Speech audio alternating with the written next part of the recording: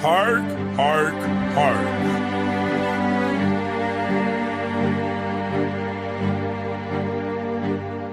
Never sold my soul to the devil, but I can say you his. Welcome to Dante's America, where the demons live. Can you tell me the difference between the snake and the rib? We take the witches to the stake just because of Eve's bid. I got nothing to give, cause there's something to take. I plot my escape while drinking fermented grapes. The undead, the Dracula, the bat with the cape. Can't see the execution, the space where lurky smiles or sobs. Do not bungle the job, you might trouble the mob. They will have you for lunch, anybody gets touched. The prostitutes don't clutch, and the ghosts stay hutch. I move smoothly for the booty, need my gold in a plush. So welcome, hear ye, come one, come all. This the last of days, masquerading deaths at the ball. Watch a dragon soar the sky and breathe fire on all. Strive to stay alive, because the wolf don't crawl. Yes, the eagle is law, we hunt the feeble and small. I'm not speaking to y'all, this is silence and secrecy. Providing the mystery, right story about victory. My blunt stay hickory, bitch diggers can get with me. Not only OG, you know that shit on history, nigga, fuck it. I catch a traitor's head in a bucket, I'm never trusted. My swarm is never rusted, I'm plagued with the disgusted. Amazed and I love it, guns blaze at the summit. Gargoyle, who want it? Survive fights with nights, so watch your eyes turn bright. Keep your rosary beats for things that bumper tonight. Cause even saints face the tank for a piece of the bank. We all moving up ranks with these double-edged shanks. This is pirate and plank with song and strong drink. How long will fate take with bad success and good mistakes? We all gotta wait for the black or pearly gates. I was never early or late, the right don't debate. No, I won't hesitate. Rip his nose off his face, put his head on the plate. Then I'll boil it with dates. They'll taste checkmate and then we all say grace.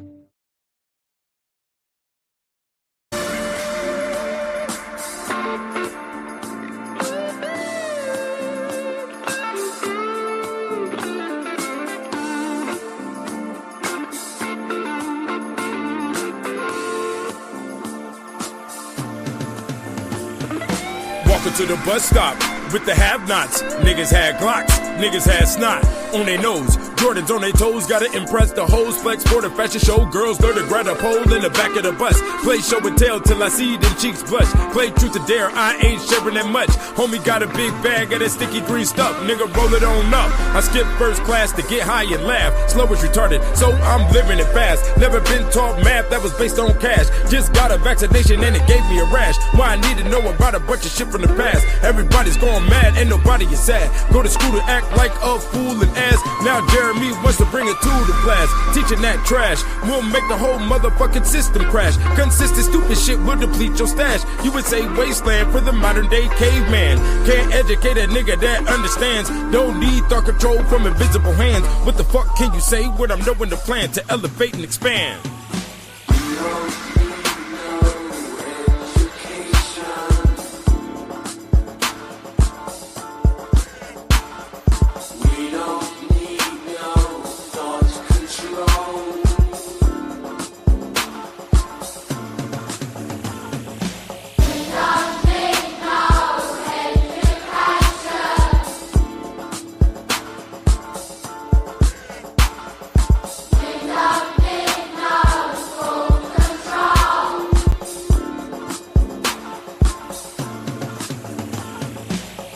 Nation need occupation.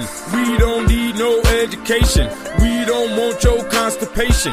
Dump that Trump like the proclamation. Bitch ass nigga sign your resignation. Now we got a hole in the Oval Office. Fuck the whole world with a porno logic. Nigga get paid, get laid is the topic. Stay looking through the shades till the cops come knocking. I'm not stopping till the shit comes. I won't run, get shit done. Even if I gotta hit a nun, lift them with the clip gun. This the wrong one. I'm the strong son. In the morning with your Starbucks coffee. Niggas don't want none and they show moves sloppy. Just got a new teacher try to get me some toppy. They say big brother is watching and the camera's not stopping. Uncle Sam got a big plan to make it all better for y'all. Everybody got a plane and they trying to build a wall. And the pretty school teachers suck on little boys' balls. Ain't no Ghostbusters hoes, so who you gonna call? Cause when the police come, they gonna shoot us all. Just like the video games, we all live in the fame and love going insane. It's a goddamn shame, but who's to blame when your soul is the aim?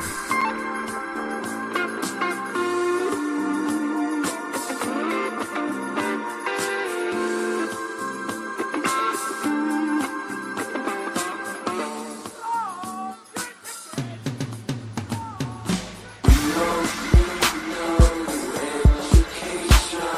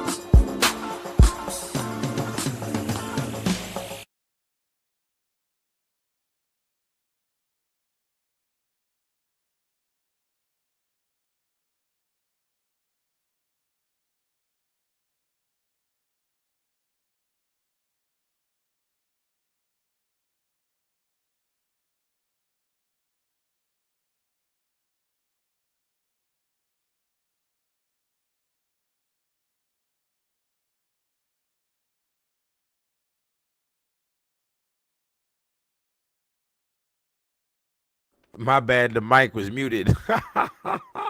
My bad, but what's good with y'all, man? How y'all living? How's everybody doing? Um, Yeah, the first song you heard was Kicked Out of Heaven on the Shaka Zulu album. The second song you heard was We Don't Need No Education with the Pink Floyd sample. You know, that was on the Money Religion album. I don't really talk about the Money Religion album too much, or do I play too many songs from it? You know, I had to let niggas know, you know, I could do some rock and roll. I can spread the line.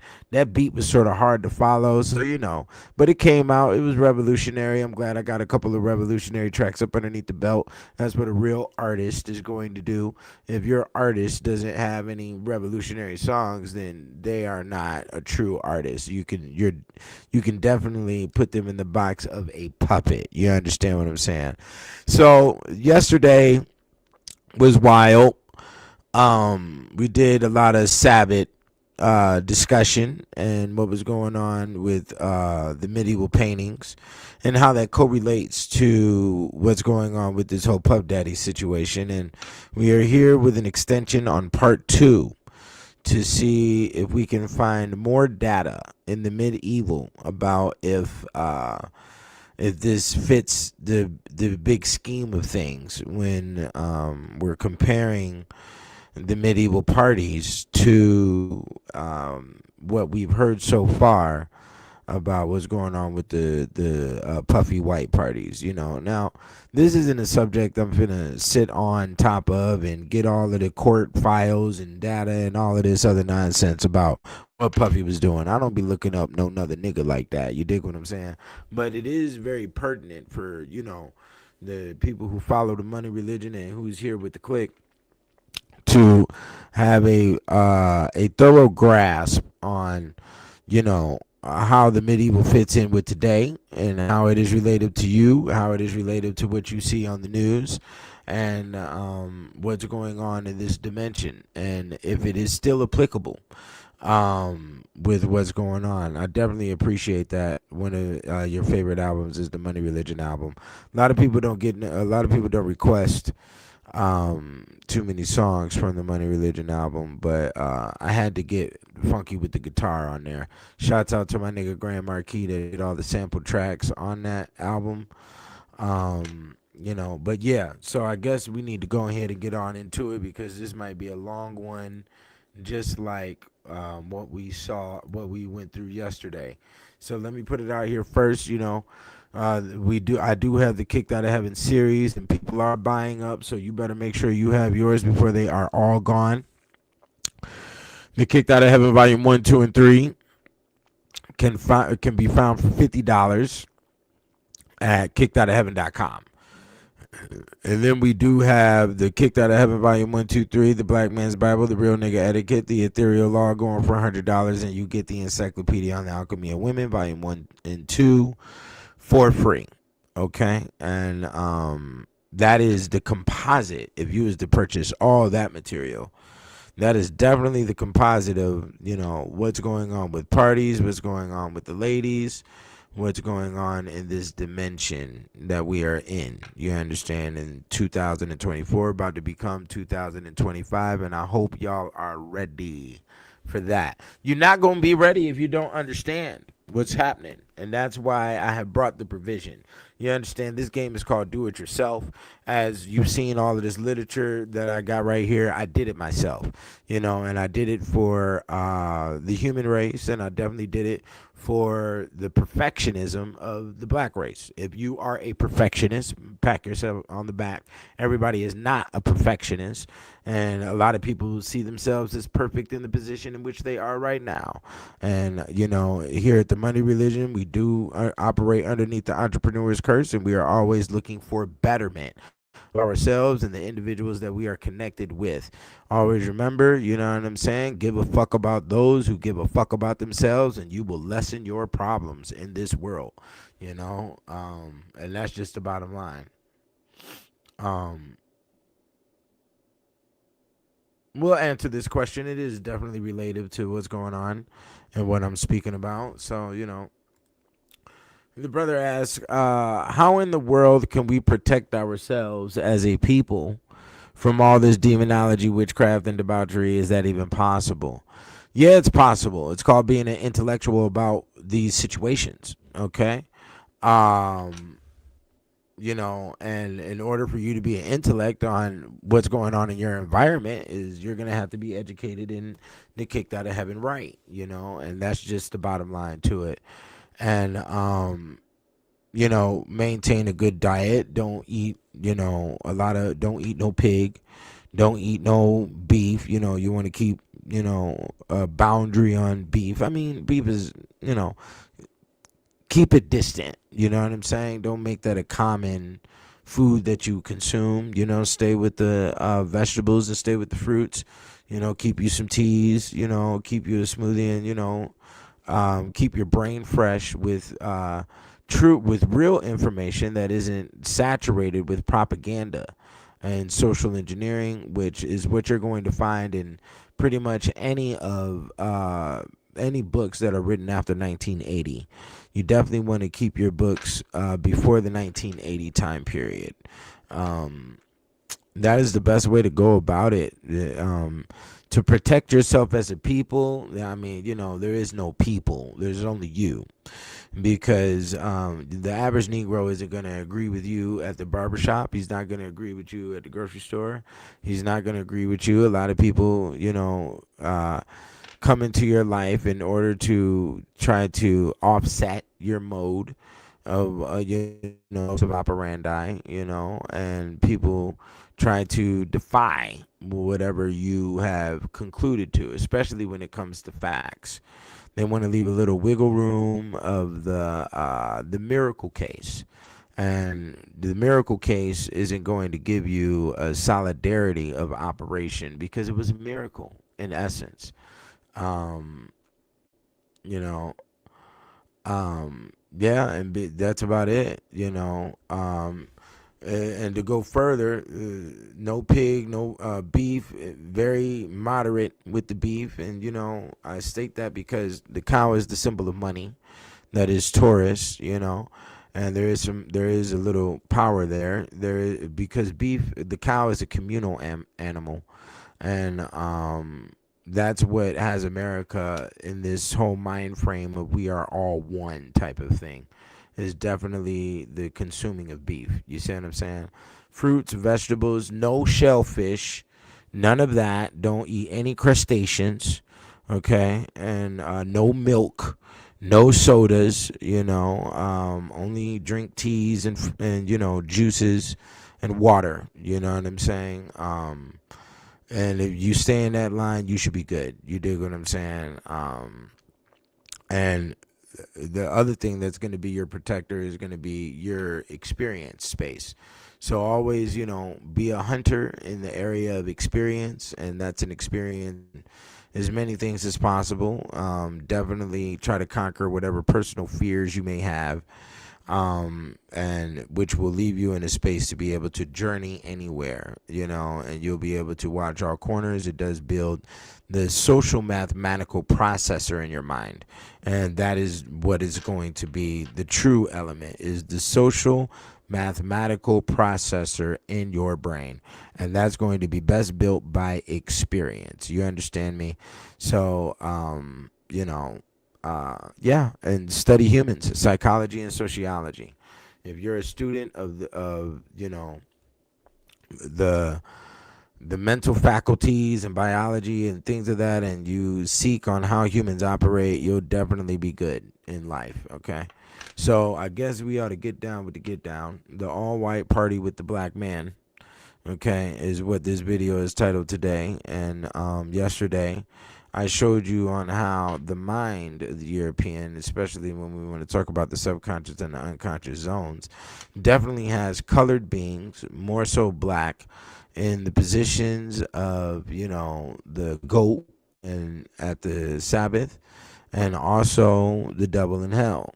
Okay, as our caricature of today is not necessarily a black devil. Well, and the caricature that we have today evolved from the status of the red man with the spade on the tail and the horns on the head, and he has Poseidon's trident.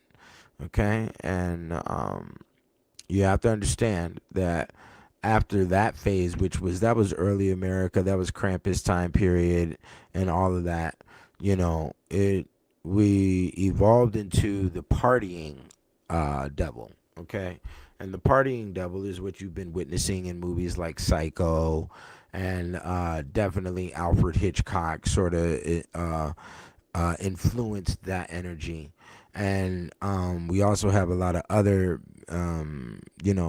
cinematic pictography that is correlated to the male, uh, the pale Caucasian that wears the suit, and him being in the status of a gangster, which is also synonymous with being a killer, and also is synonymous with having riches.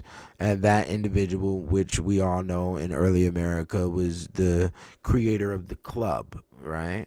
And that would be your clubs like the 2020 Club or the early clubs in Harlem, back in the day, and clubs all across America as, America went westward.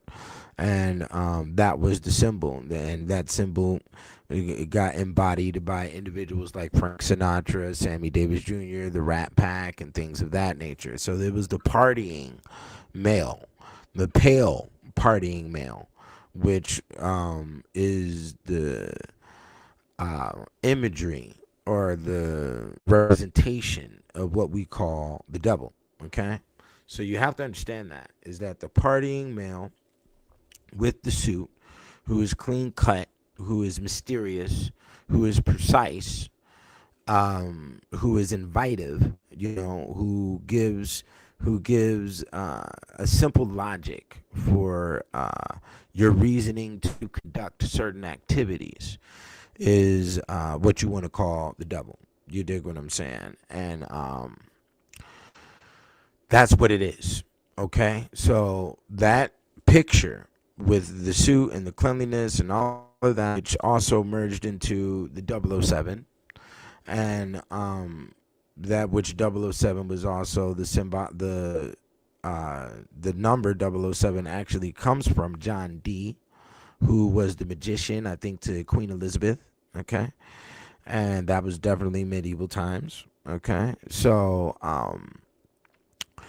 that evolved into a multitude of different males when we look at the 80s. Okay, that is basically black male and white male. Okay, and they both wear the suit. They bring the liquor, and they allow party with no judgment. Okay, and that's basically what we're looking at. So what was going on the backdrop during the 60s, 70s, 80s, 90s, and whatnot, we obviously don't know. We don't know how in depth a Marlon Brando got, or how crazy Quincy Jones got, because supposedly Quincy Jones and Marlon Brando were supposedly like, Ace Boone Coons with each other. And then you got, other situations that was occurring behind the scenes. You had a lot of football players were involved, basketball players were involved. And then all of a sudden during the 90s, we started to get a little bit of exposure on these situations, which were basically found in rape cases, that they started throwing on everybody. And, that's everybody from the Mike Tyson to the Tiger Woods, the Tupac, to the, who else? I think there was one real crazy cat on the Utah Jazz, to Karl Malone. That was him. He was involved. You got a lot of cases over the years that we've been looking at that's been brought to the forefront of so-called rape cases. And we've always had, unwritten understanding that, if you're rich and famous, then you ain't got to beg no woman for nothing. That's the way we always thought about it. So a lot of these situations basically was just, swept underneath the rug when it came to the populace and the public on how we viewed them. But in repetition, water cracks concrete, and that's exactly what we're looking at.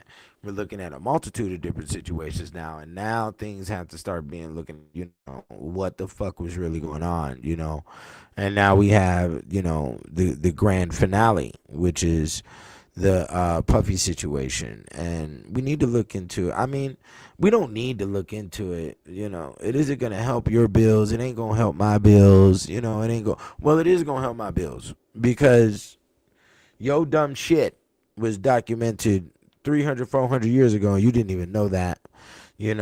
And we're looking at it in the Kicked Out of Heaven series for sure, and that's what we're going to bring some validity to today. We're going to be reading directly about it, the book, volume 2. So let's go through some pictures real quick and look at the white parties, okay, and see if I have any truth to what I stated yesterday about there's more white individuals at these parties than there was black. So if that is the case, in comparison with the pictures that I viewed, we went through a little viewing yesterday, you will see that there's black devils there, and the majority of the attendees are white folk. And this is what you motherfuckers been doing.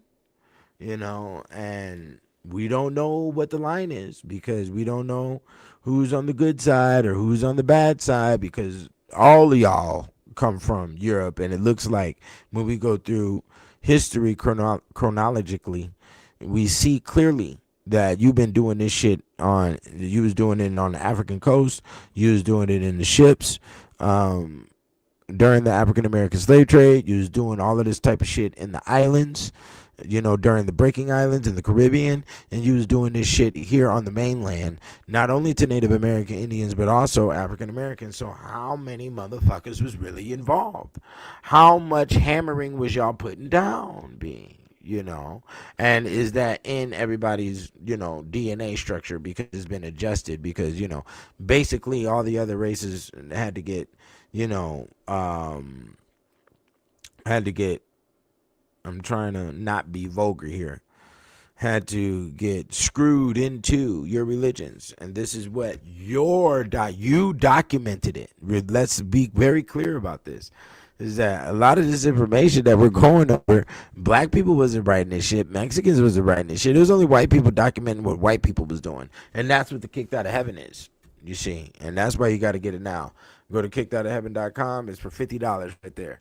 So let's go through it. Let's show some pictures here, what we got here.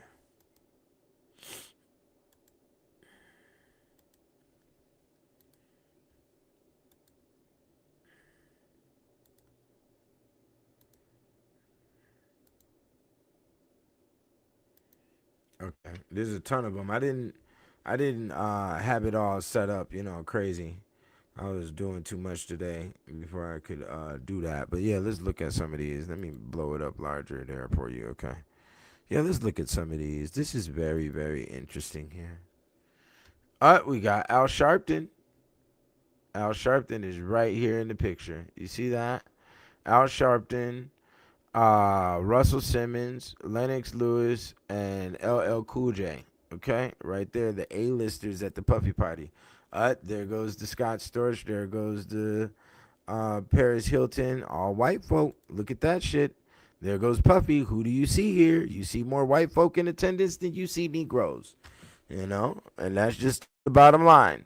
Now look at this. We have Negroes in the mix, but there's white folk all up in here, and it looks pretty fucking packed. So but as we know, and I gotta be real with it. There goes Tommy Lee Jones. I think that's Mariah Carey, and that's Run from Run DMC. I've seen her face before, but I don't know her name. But, here goes Ashton Kutcher. There goes Omarion in the background. You see what I'm saying? So let me see here. Can y'all see this? Yeah, okay. Y'all can see it. So, yeah. So, what's interesting about this is that we can't say that all the individuals at the white party was actually, conducting the devilish deeds. Okay? We can't say that, We don't have the direct tapes of what was going on. But and this is crazy because this is Leonardo DiCaprio. This looks like right after he was doing Gilbert Grape or something. This is old shit. And these are old pictures, Here goes a picture with Q-Tip. And, everybody, they all drinking, having a good old merry time. Didn't know it was going to end up in court. But that's exactly where it ended. And it hasn't ended yet. The whole situation has just begun. Okay? So, yeah, they have a good old time at the parties. Okay? Hold on. Is it going to clear up? This picture isn't clearing up. Okay. Yeah, here goes a whole bunch of, you see? That's what I'm telling you. So they try to put the black man on the front line, but in essence, like I'm proving right now, there's definitely far more white people at the parties than it was black people. You dig what I'm saying? So we got to watch out about who's throwing the finger. See, look at this picture. Who do you see here? You see, you don't even know half of these names because the real millionaires and billionaires on this planet, you don't know all of their names. You've never seen them before. I've never seen them. But we do see a lot of people in attendance. Okay. Here goes another picture. Tons of people. They was getting down with the get down. But we don't know. We can't say that everybody was holding on for the orgy at the end. We cannot say that. So I need you all to start thinking about these type of situations like a judge in court, okay? And you can only go off of the evidence. These pictures are not direct evidence of the debauchery. These pictures are only evidence of the attendees, as we can see. So they had swings above the pool, okay? There's a get down with the get down up in here.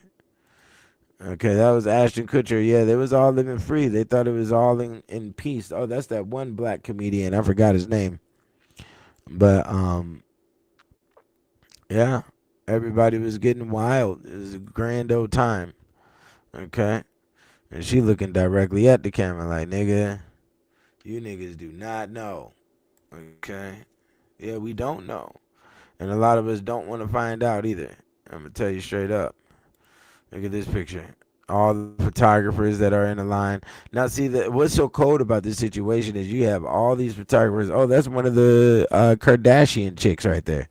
So they got all of these photographers here, but this shit wasn't on E! Tonight.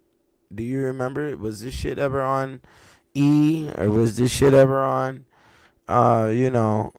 MTV late night? Was this shit ever on Showtime or anything like that?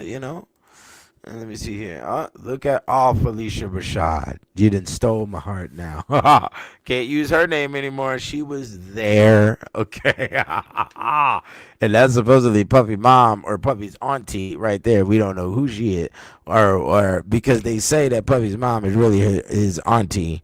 And, it was going down in a major way. You know what I'm saying? So, hey. Felicia Rashad, no more elegance can we carry on to that situation. Mary J. Blige, who has long stories about her and the Danny Boy, has been going on. Danny Boy from Death Row, supposedly, and they've been getting down with the get down for the get down was the get down, goddamn. Okay, and it goes back to the Heavy D days, okay? And there goes Faith when she was young, okay? All up at the parties here. This is crazy shit. This is look at your homegirl. This is Aretha Franklin, okay? And Aretha Franklin was in attendance at the party, okay? Here it goes. You over here with who is that? That's that nigga Tyson Beckford. Yeah. So see, look at she about to get down tonight. I can see it in her eyes. She just waiting for the buzz to hit the right area. She finna get down. Yo, wild shit. There goes everybody was wondering what happened to the Fonzworth Bentley. There the nigga go right there. Yo, this is madness. This is madness. You know what I'm saying? Everybody was there. It's 20, 30 years of documented orgy, supposedly, right? So, yeah, Here goes one of those famous iconic pictures, and this is what didn't Kanye use one of these pictures as the cover on one of his albums where they was all in one bed together, all in one big ass white bed, all the stars and shit? Yeah, okay. Diddy did not create the white party. Do your history, but see, it's gonna be a little white girl or a Mexican girl who gonna be saying that shit. She don't know what the fuck she talking about. White parties go way back to the original masquerades of the medieval. This is not nothing new. This isn't something that, a Negro invented. You best not believe that shit, nigga. I'm gonna tell you that. These parties go way back. All the sexual practices that's being committed has ritualistic definitions, and they go way, way, way back before slave ships was even created. Okay?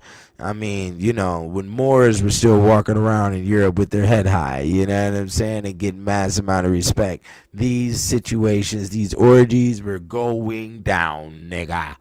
No, they were going down in ancient Egypt. They was going down in Greece. They was going down in Rome. So, nigga, you are new booty on the planet, and you think you have discovered new information. You have done nothing. Let's put that out there. You don't know what the fuck you're talking about. Okay. Yeah, there goes Diddy with the cronies. We don't even know who none of these niggas is. This shit is old time. This is not new. You know what I'm saying? It's just being exposed to us now. You dig what I'm saying?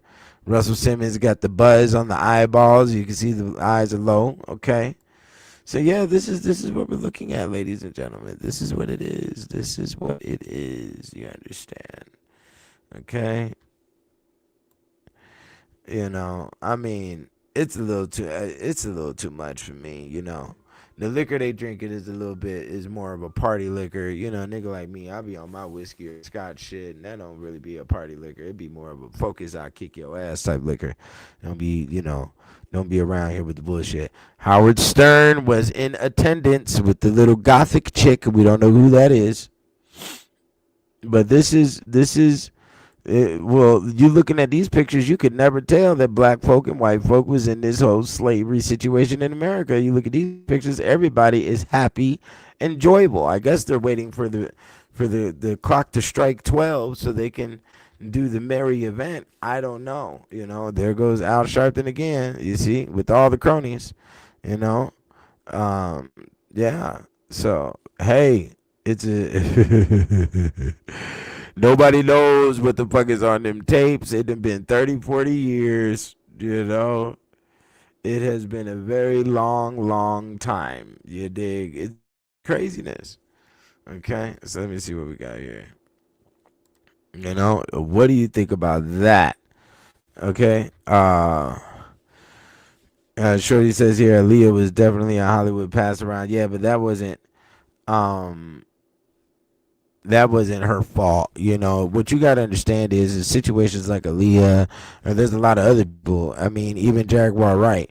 Jaguar Wright has, the accreditation to speak on what she's been speaking on. Do we know if all of those situations are real that she's speaking? We don't know. We don't know. But we are gathering data. We are gathering information and evidence on the situation. We need to be drawing a yellow tape around all of this shit. You dig what I'm saying? Let's do some reading. We have to do some reading right now. Okay? We have to do some reading. Okay? Because it goes into the volume 2. And I'm only going to be reading specific areas. Okay? And I don't think this information refers to anything about individuals wearing white. The science of wearing white is to reflect the ethers in the air, and also you're deflecting the allowance of demons or bad spirits to get around you. And that's what white does. But let you get a stain on your white clothes or on your white shoes or on your white shirt, my nigga, and the devil may appear, okay? Because the nigga gonna be mad about that shit, you know what I'm saying? Okay.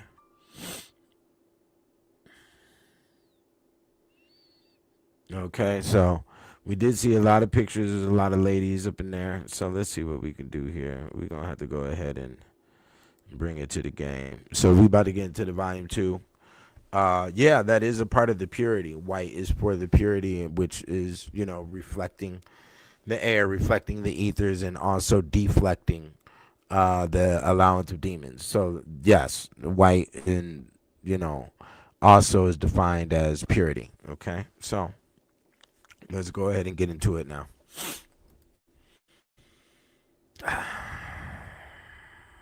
We have to do it.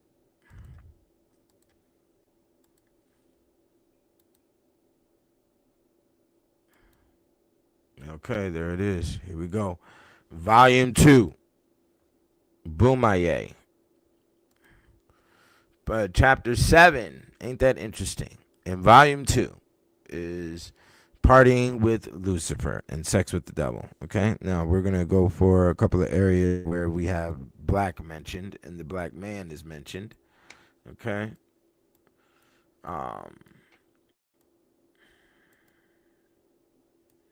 Okay, let me see here. Should I read that?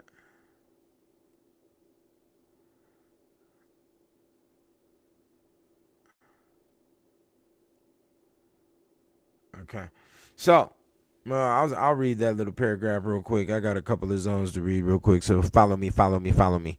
These pictures over here to the left hand side that you see are this one right here is supposedly the conception of the witch of the magician named Merlin, which was a female laying with a supposed demon. Okay, and then on the right side of that is also the supposed conception of Alexander the Great, who basically it was a woman and some demon, dragon, familiar looking creature inside the bed with her. Okay, so let's go to the top.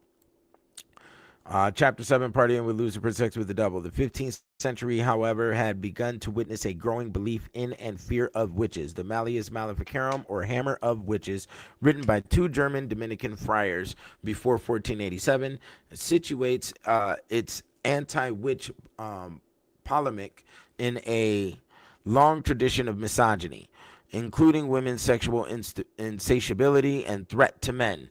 Women are more likely to be involved in witchcraft than men because they are more credulous. And since the chief aim of the devil is to corrupt faith, therefore he rather attacks them. As we see in the beginning of Genesis, and the word credulous means easy to believe things, okay? Or to believe things without doing too much research, okay? And since the chief aim of the devil is to corrupt faith, therefore he rather attacks them.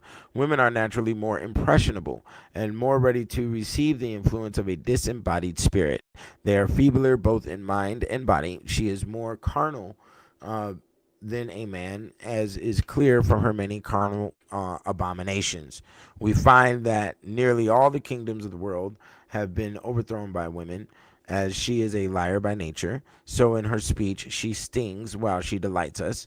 All witchcraft comes from carnal lust, which is women insatiable. These women satisfy their filthy lusts not only in themselves, but even in the mighty ones of the age, of whatever state and condition, causing by all sorts of witchcraft the death of their souls through the excessive infatuation of carnal love.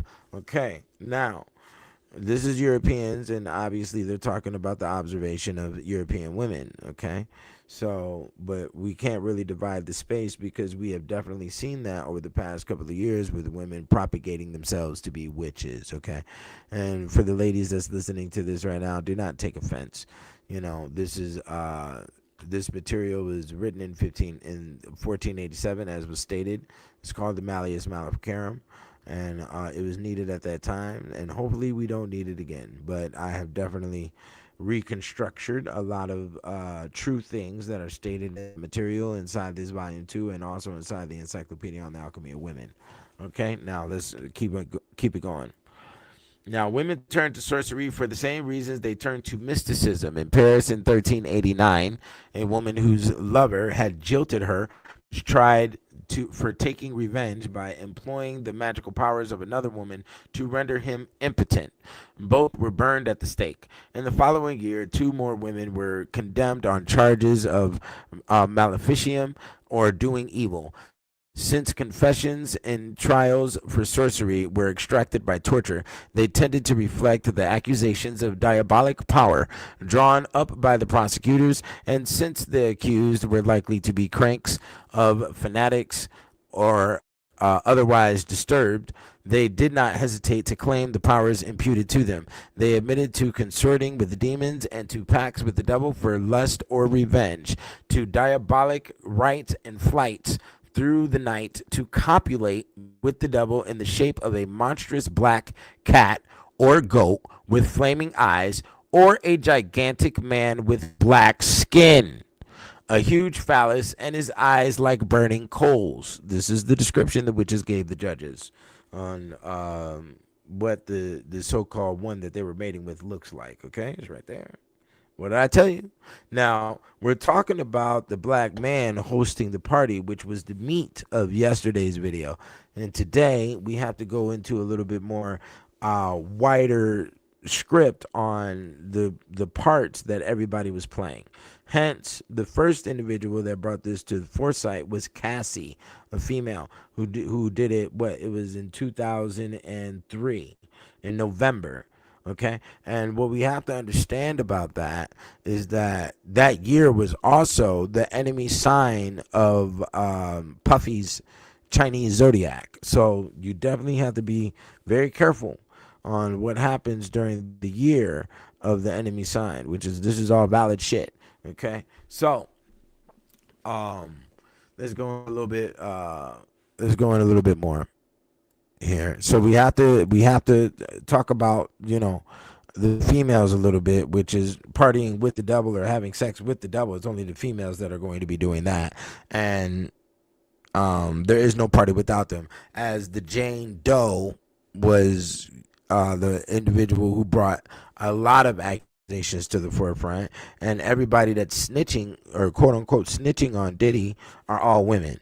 So we have to understand what the true science is behind clubs and parties and talking about the ladies get the drink for free, come to the Sabbath for free, come to the, club for free, and free before 11, free before 12. The men are supposed to be here, da da da da. And then the men only go there for one night stands. And you don't know what this woman was doing for the whole week, or what she was doing yesterday, or even an hour before she came to the club. And you are going there with the idea of hopefully getting a one night stand or a liaison for the night, you know what I'm saying? Or maybe a continuous liaison with a shorty that you meet. But here's the real juice. You could have did that in the 90s and would have been good.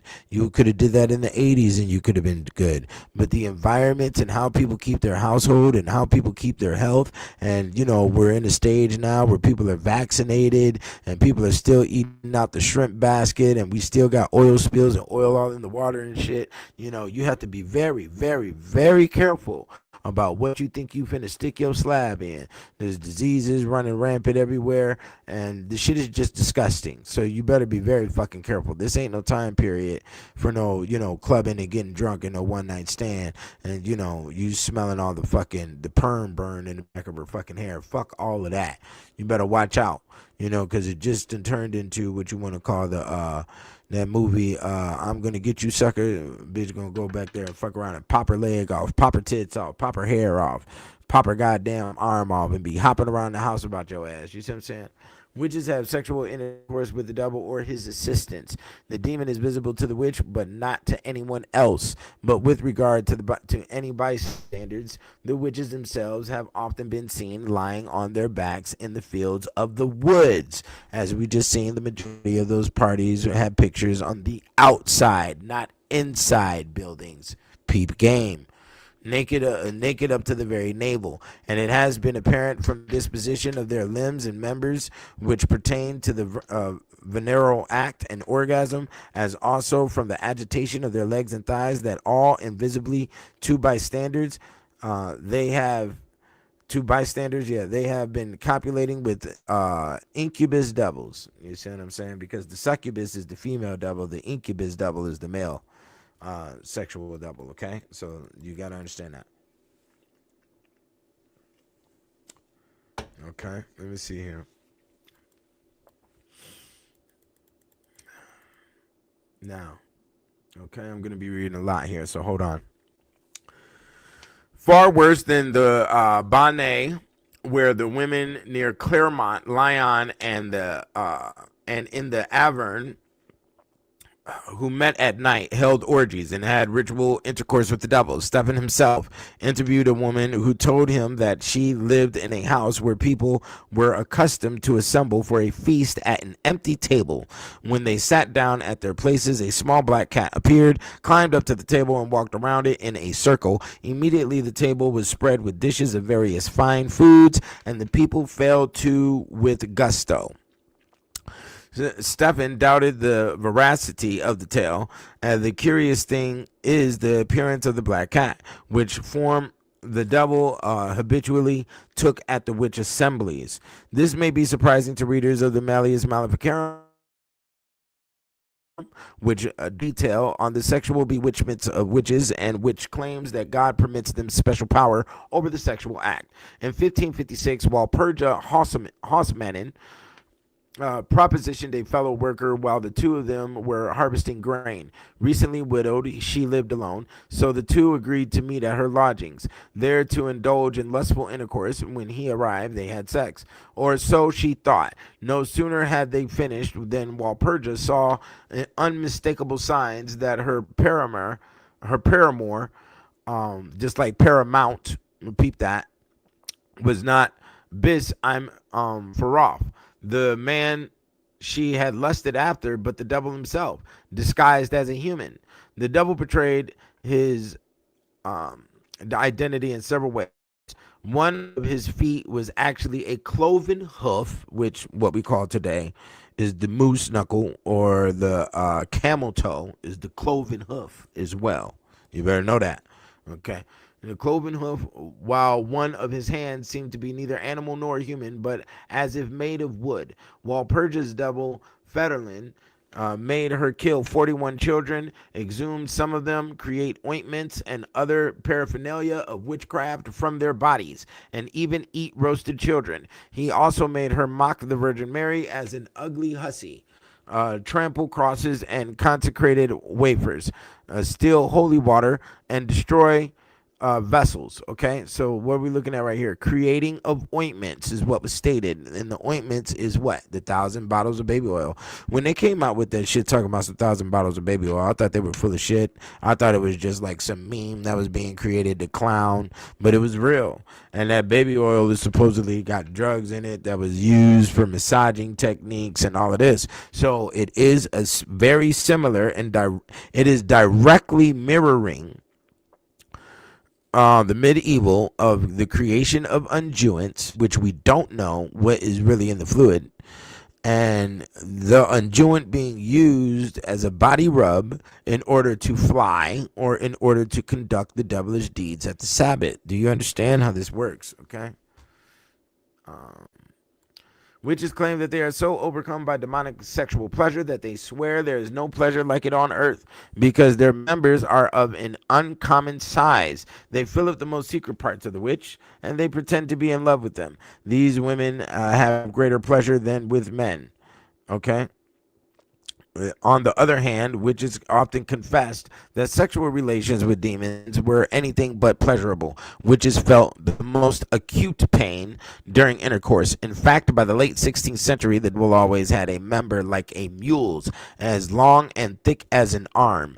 Sometimes the demonic phallus was covered with barbed scales or was composite in nature, even being half flesh and half iron. The witch can't pass iron. Remember that.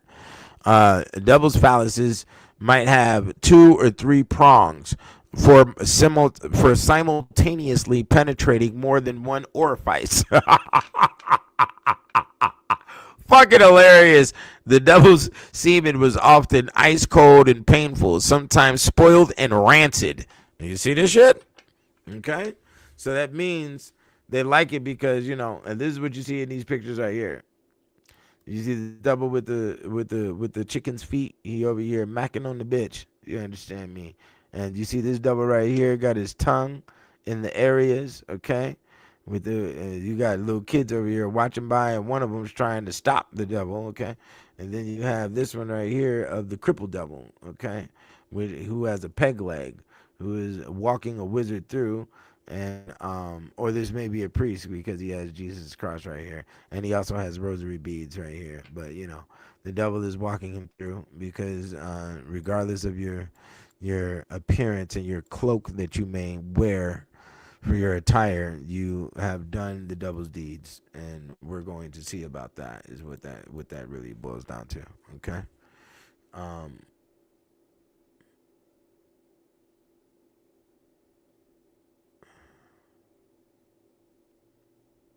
okay, here it goes. Yeah, that's a little bit too descriptive right there. So we're not going to read that. This is a little too dark.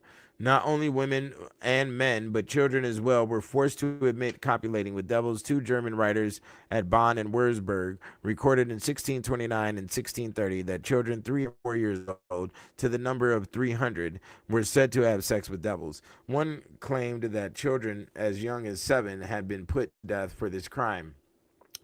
Both said that children between 10 and 14 were routinely being burned for it. De Lanker claimed to have seen hundreds of confessions of 6 to 12-year-olds. The devil once took on the appearance of a beautiful girl and seduced a hermit who lived about a mile from town. After the devil taunted him, "Look what you've done. I'm not a girl or a woman, in fact, but the devil." He disappeared immediately, but had extracted so much semen that the poor hermit dried completely out and died within a month of the fateful coitus. At the Sabbath, newcomers are assigned a demon and an incubus or succubus with whom they have sexual intercourse, and who appears to them often, both in the home and outside of it, when they are wide awake, as they themselves affirm. Do you see this shit? Do you see this shit? Okay, this is the direct link. And nobody can bring it to you but the 720. Do you understand that? So this is definitely, and like I was stating yesterday about the horse, you see the horse in this picture in the background. This painting is called The Nightmare, painted in 1781 by Henry Fuseli. Okay, and then on the right side we have another incubus painting, and we're showing the demon that's sitting on top of the chest, because there's something that goes on with sleep paralysis, is what the medical term of what's is the medical term that's used to explain the biological activities, or what happens with the body, the anatomy, during the course of the incubi and the succubi dreams. Okay, so let's keep it going. Let's see what we have here. Okay, and this is the besom. This is the besom broom that they fly on. It's really called, in witchcraft language, it's called the besom. It's not called a broom. Okay, bosom, same thing. You have to watch that shit, because they like to play with a lot of words. With yeah, I'm gonna read this part right here. This is crazy. So they like to play with a lot of words by changing the vowels. But if two words have the same consonants, but they have different vowels, those words are both the same. Okay, so let's keep it going. This is the Sabbath, which is the definition of the party, as we explained yesterday. On the night of Midsummer's Day, reads her confession, quoted by Henry Pulverot in Gaspard des Montagnes.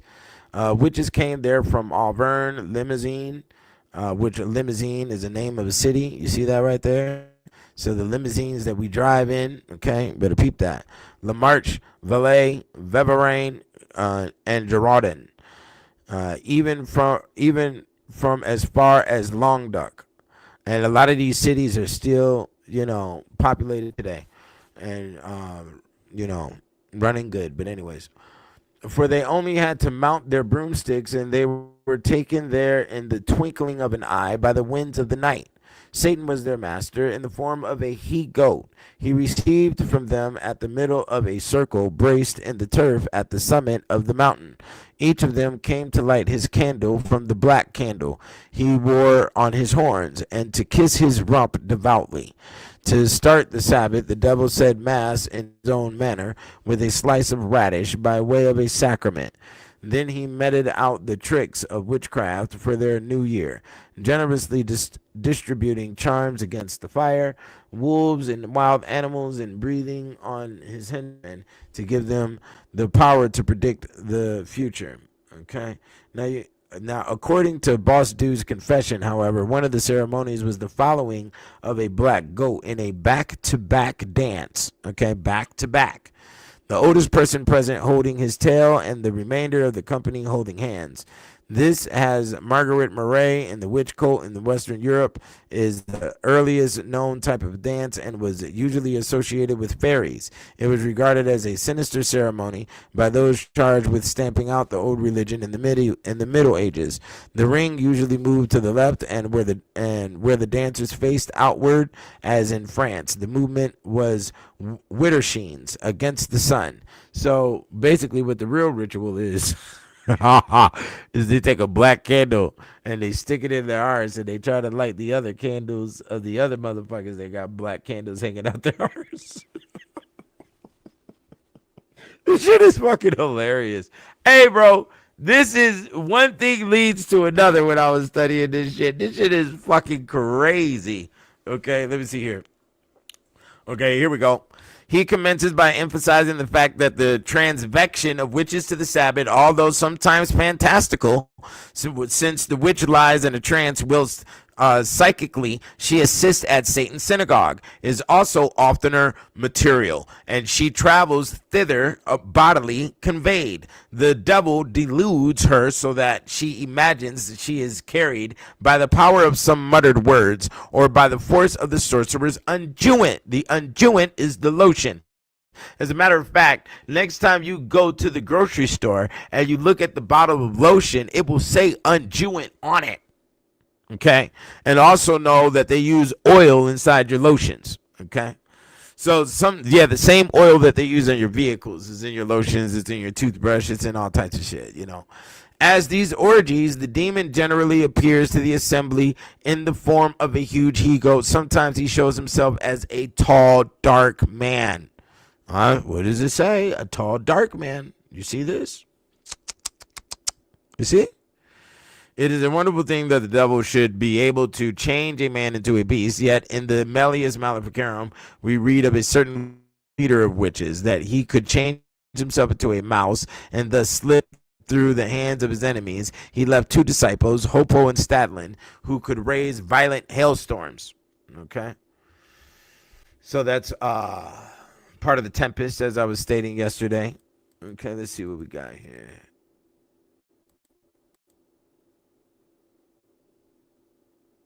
Okay, so this is definitely a picture that we went over yesterday. The Witch's Sabbath by John Ziarnko, and this is in 1613. You understand? So that they see the name of the game. Let me tell you the name of all the games. Okay, the name of the game is the new generation.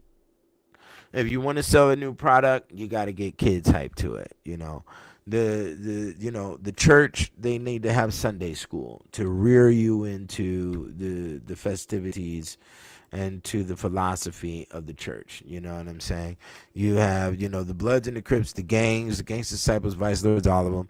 They get the young homies, and you have to start at the BG, the YG, whatever the case. So everybody is hunting children. It doesn't matter how the fuck you look at it. You know what I'm saying? It doesn't matter if you're a good group or you're a bad group. That's what your aim is. You know what I'm saying? You want to strip the innocence because you, as an adult in this human realm, are filthy. You are filthy. You are dirty. You are not chaste. You have done the devilish deed.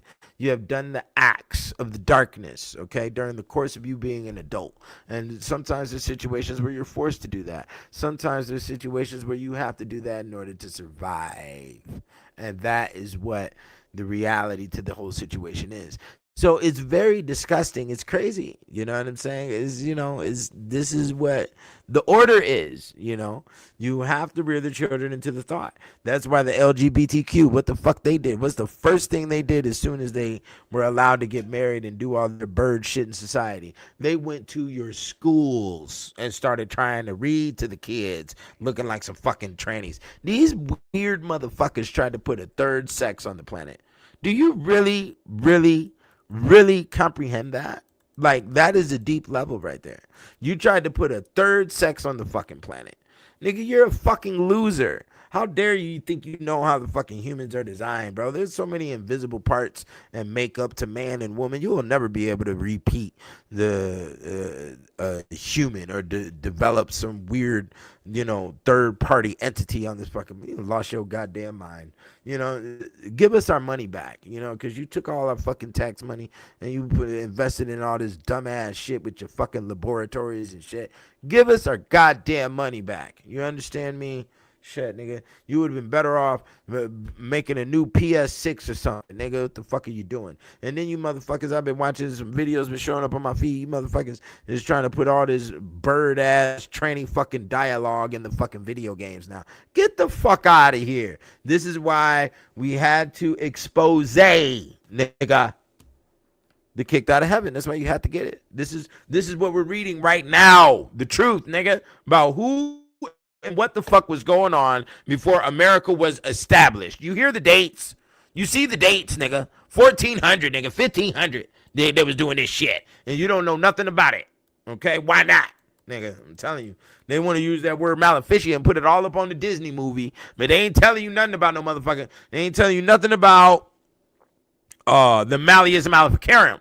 But they gonna tell you about Maleficia and try to get your women to attack you. But they ain't gonna tell you nothing about the Malleus Maleficarum, which was the directory on how to discover the witch and how to take her ass to the motherfucking stake. Okay? Yeah. We need to bring some balance to the motherfucking game. Fuck what you're talking about, nigga. This is stupid shit.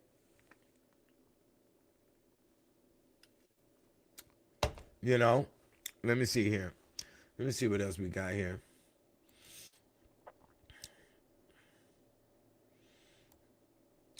Yeah, I got to draft this shit. I have no specific parts laid out here. Let me see what we got.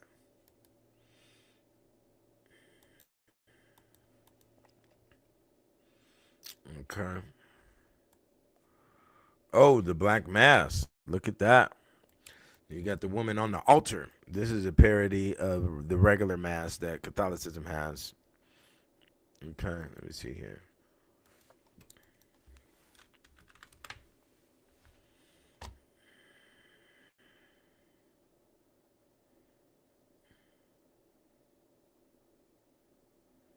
Let me see what we got here. This is a picture of trial by water, where, they said that God's water was divine. So if you floated to the top, you were guilty as charged. And if you sank to the bottom, then you were innocent, but we're sorry that you drowned. And you died anyway. Okay, let me see here.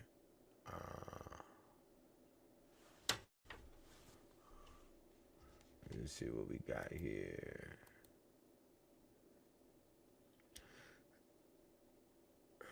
Is this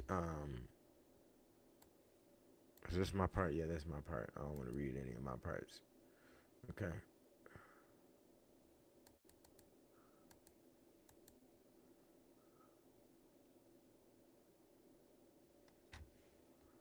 Let me see what this part is real quick. The familiar spirit or imp, which is what we talked about yesterday, is an almost exclusively English and Scottish contribution to the theory of witchcraft. The concept is seldom discussed in European trials or handbooks. The devil, so it was held, having made a compact with the witch, gave her a low-ranking demon in the shape of a small domestic animal to advise her and perform small malicious errands, including murder. Each one of us has a spirit to wait upon us when we please to call upon him, declared Isabel Gaudy, a Scottish witch. A witch might also inherit a familiar from another witch. The little creature was in constant attendance on its mistress, who was responsible for its care. The faithful familiar demon is therefore to be distinguished from the occasional visitations of the devil disguised as a small animal. Guazzo in 1608 explained, the devil manifests himself in many various forms of specters, such as dogs, cats, goats, oxen, men, women, or a horned owl. But because human form is in all ways the most perfect and beautiful, therefore he usually appears in that form to us. Lady Alice Cateller's Robert Artisan, who appeared as a black man, cat, or shaggy dog, was not a familiar, but the devil. Robert Artisan, which Robert is also Robin, and Artisan is the son of Art. Okay, so because art is utilized to teach humans how to mate instead of beating each other upside the head with the club, because we know you all come from great caveman. Okay, you come from the caveman and you want to beat each other upside the club instead of singing to each other. Okay, let me see what we have here. Let me see here. Okay, let me see here. What we're looking at.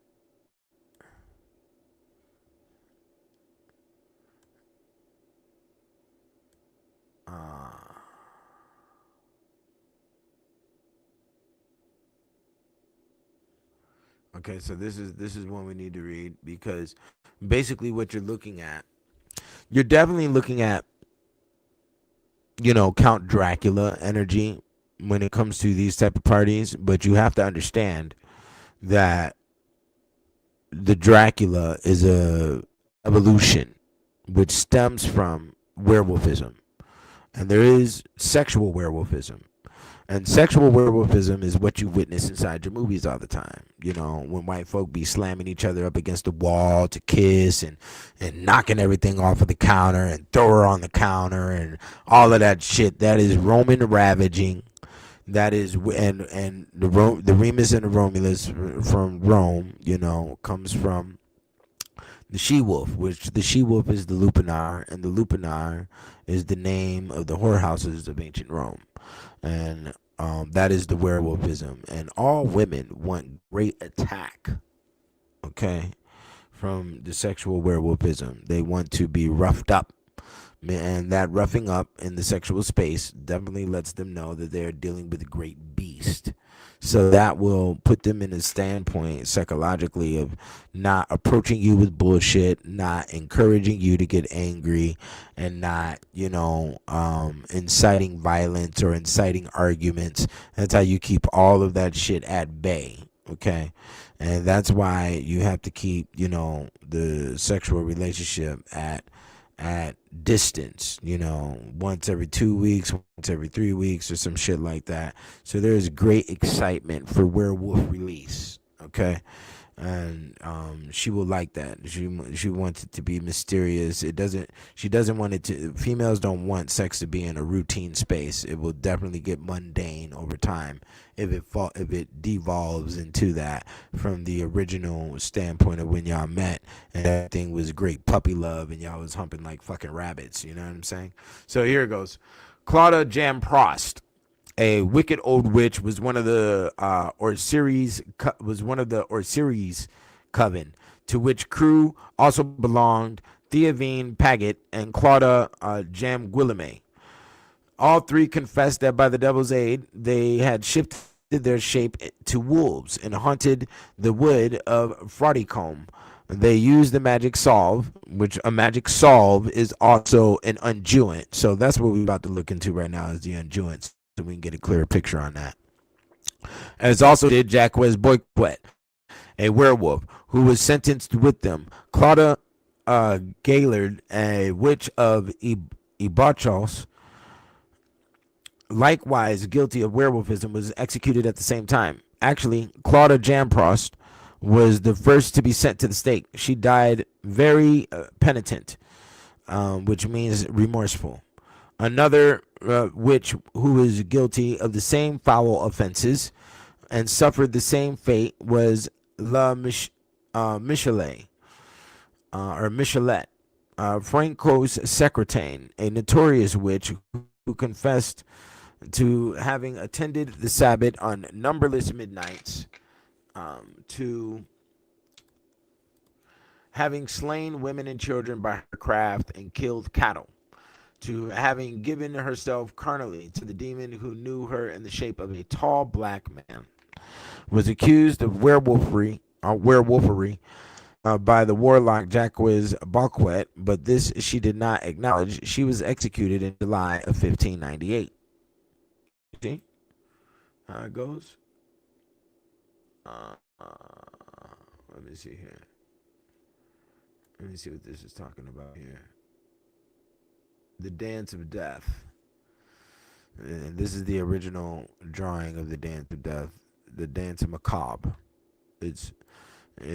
Due to your English understanding, you may call it the macabre, but it's really enunciated as macabre. Okay, which means extreme darkness, the morbidness, basically.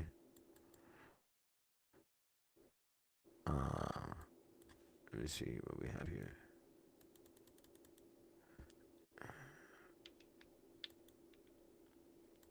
Okay, the Black Man Devil.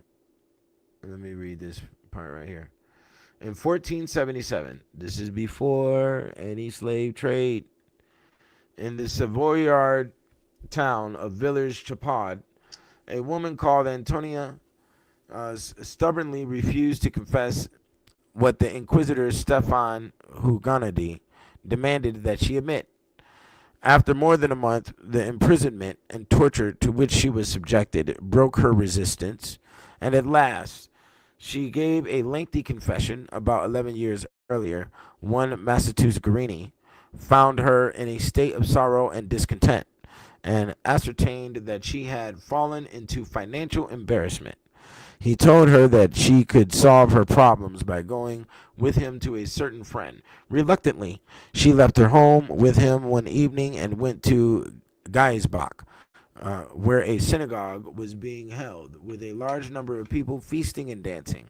Allaying her apprehensions, Macetus introduced her to a demon named Robinet in the form of a black man, and said that he was the master of the group. He explained that to obtain her desires, she would have to pay homage to this demon by denying God, the Catholic faith, and the Blessed Virgin, and taking Robinet as her lord and master. She hesitated. Robinet addressed her in a barely intelligible voice, promising her gold and silver and other good things. Other in attendance likewise encouraged her. Then she consented, kissed the demon's foot, received a sign on her left little finger, which was deadened afterward, and trampled and broke a wooden crucifix. So you also have to remember that shit, like I told you about the contracts, and the contracts are definitely dedicated body part. So if you see anybody who has like a crooked finger that doesn't move, or like a thumb that doesn't move, or a toe that doesn't move, or some shit like that, they have signed with the Dark One. The demon gave her a purse full of gold and silver, a container full of unguent, and a stick. When she rubbed the stick with the unguent and recited the appropriate incantation, the stick would transport her through the air to the synagogue. After further feasting and dancing, the members of the sect paid homage to the demon, who by now had changed into the form of a black dog, by kissing him on the posterior. Then the demon cried out, "Milk, Mekalet," and the fire was put out, whereupon the participants in the festivity gave themselves over to each other sexually in the manner of beasts. Okay? When the meeting was over, Antonia went home, only to find that the purse she thought was filled with gold and silver was in fact empty. You've been duped. In further confessions, she told of the activities she engaged in as a member of the sect, further synagogues, consumption of human infants, manufacture of maleficent powders from the bones and intestines of these babies, the use of such powders to inflict illness and death on men and animals, and desecration of the Eucharist. Okay? Now, what you have to understand about this shit is the contracts that are being signed by women while they're in labor, and what happens with the placenta, and then also what's going on with the Planned Parenthood and what they're doing with all those aborted bodies. Those aborted babies could actually be burned, turned into ashes, and put into your bread, and your bread goes to your local grocery store, and you are consuming said bread. And they've been putting the seasoning of the precious deceased baby inside of the bread since the 1300s, 1400s, my nigga. And that's why you don't know nothing about this yet. Okay, but the facts are here. 720 has brought you, I have descended from the galaxy, okay, to bring you the facts that these other Negroes is going to tell you. But what about Egypt? And there was some green beings teaching Egypt. Yeah, nigga, they ain't never going to explain what you are up under with this shit. Do you understand me? Okay. So let's go back into it. This is the devil's darling. You see the devil's darling, the black man looking at the black man and the white man. You see that? This is one of their paintings. This is a hand-colored etching titled "The Devil's Darling" by Thomas Roylandson, who did a lot of cartoons, and he was living from 1756 to 1827. Okay, slavery and stuff was going on in America at that time. So how could they hold the... Now, what you have to understand in this picture is what they're really describing is that there is a level called the white man's burden. Okay, and what that means is that, you know, white males feel like they're a slave to all the natives on the planet by having to teach us technology and manufacturing and distributing and all of these other things, you know, and due to that fact, they have become our slaves. Okay, they're really our slaves, is what that picture is stating. Okay, but with them being our slaves, they look at us in the master standpoint of being the devil. Just like a lot of black people in America look at African American slave trade and want to call the white man the devil. You see what I'm saying? When in reality, they see themselves as the devil. I mean, they see themselves as the slaves, and they see us as the devil, which would also quote unquote be the master. Okay, so, and that is also another undertone to the whole thing of what blackface really means. Okay, so blackface is done by all races of the planet to imitate the freedom that we have by not being responsible for our own and building our own shit, you know.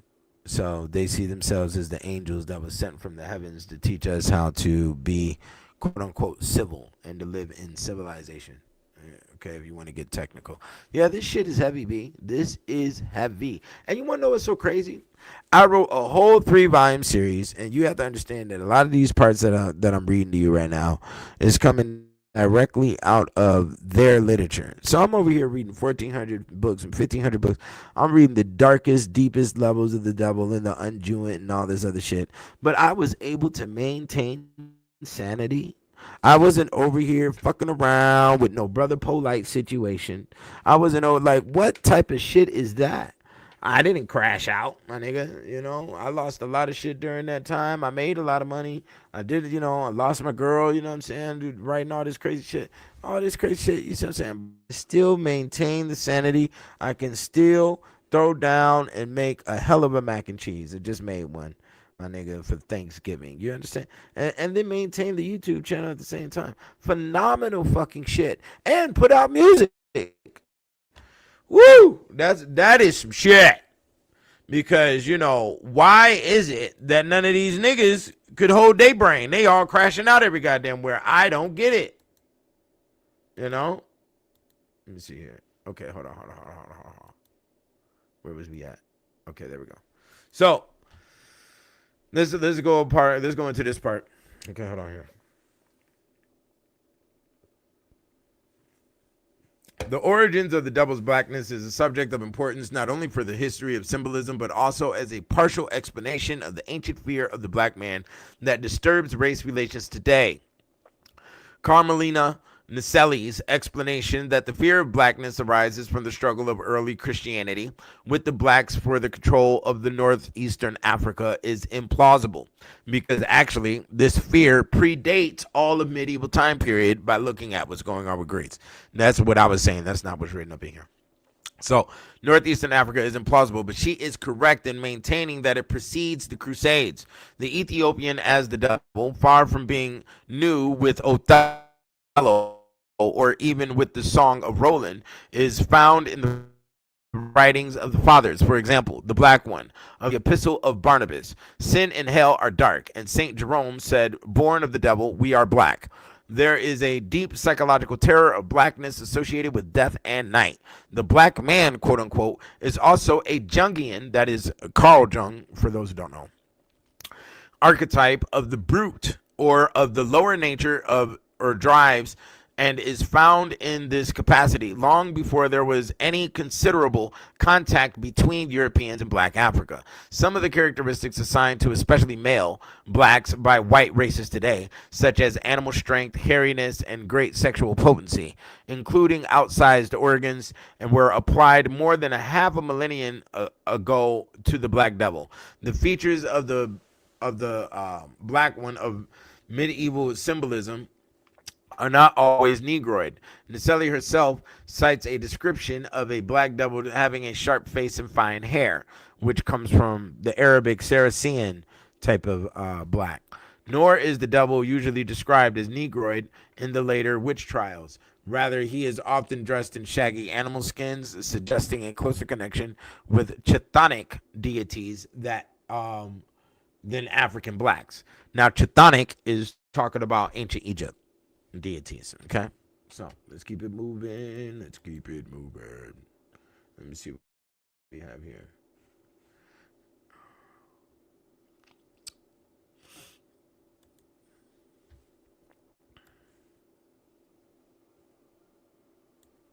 Okay.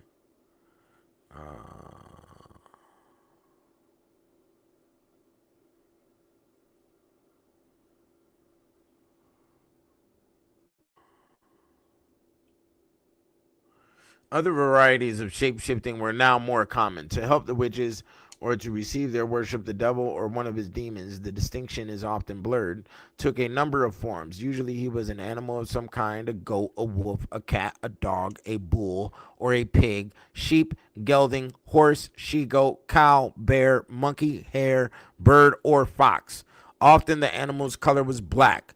Once the devil appeared as black water, or he could take on form of a person, in which even he was most often a black man or a man dressed in black. Once he was a brown man with a lowing voice, and once he was invisible. He could also be an old man in dirty clothes, a child, a pretty girl, queen of the rebels, or half man, half goat. As human, he took a name typical of the region in which he appeared. Okay. Let me see here.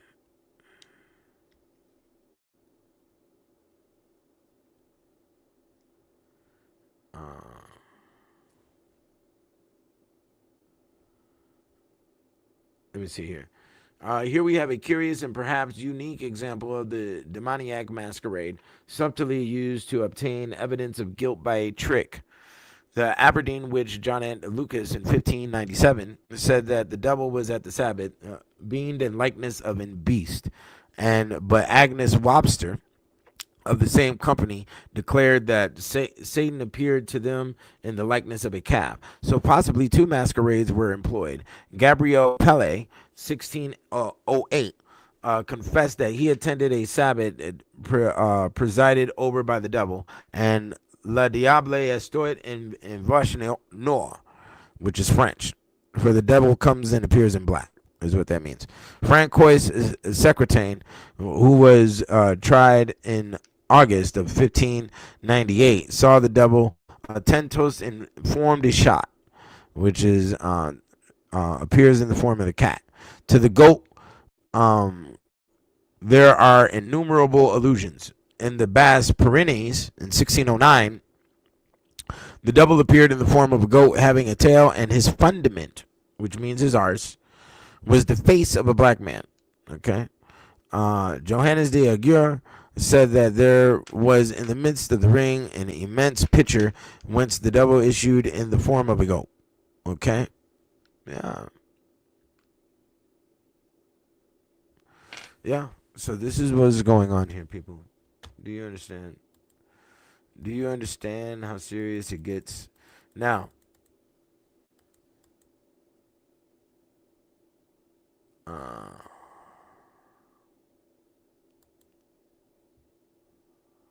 should I read this?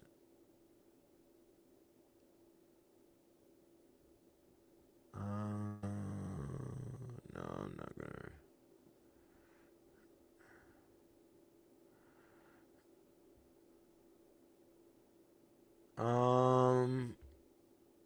Yeah, I guess I could read this. Why not? This is a game that was played that incorporated the black man to be a part of death during the plagues. So once we understand what death is, because now we see the situation where Puffy done brought death to Hollywood. Let's go ahead and read this so you can see the layer of the black man's compilation imagery and basically the implementation into the white man's psyche, basically. And like I've always stated, it does predate medieval, so you really have to go back down to the satyrs of Greece if you're going to get the full picture. An interesting remnant of the ancient dramatic representation of the dance of death is a game of catch who catch can. That's called catch who catch can, which is particularly popular in Saxony and Switzerland under the name of Who's Afraid of the Black Man? Perhaps the card game, Black Peter, German name for Old Maid, which at Basel is known as the Black Man, owes its origins to this. According to Rochholtz, the catch who catch can game in Switzerland is played in the following manner. A kind of round dance is engaged, during which the rhyme, man of black, don't touch my back, is sung. Right? So step on a crack and break your mother's back is probably where this is, the origins of it came from this. Man of black, don't touch my back, right? The dancers then draw up in a row according to size and number off. The one who happens to have the number 9 is the black man. His range is prescribed for him by means of a stick surmounted by a black cap, stuck in the ground, 2 stone or tree from the borders of his ground. Everyone whom he catches within the limits of his ground before he reaches the goal has to join him and help him to catch the rest. Are you afraid of the black man? He taunts the players.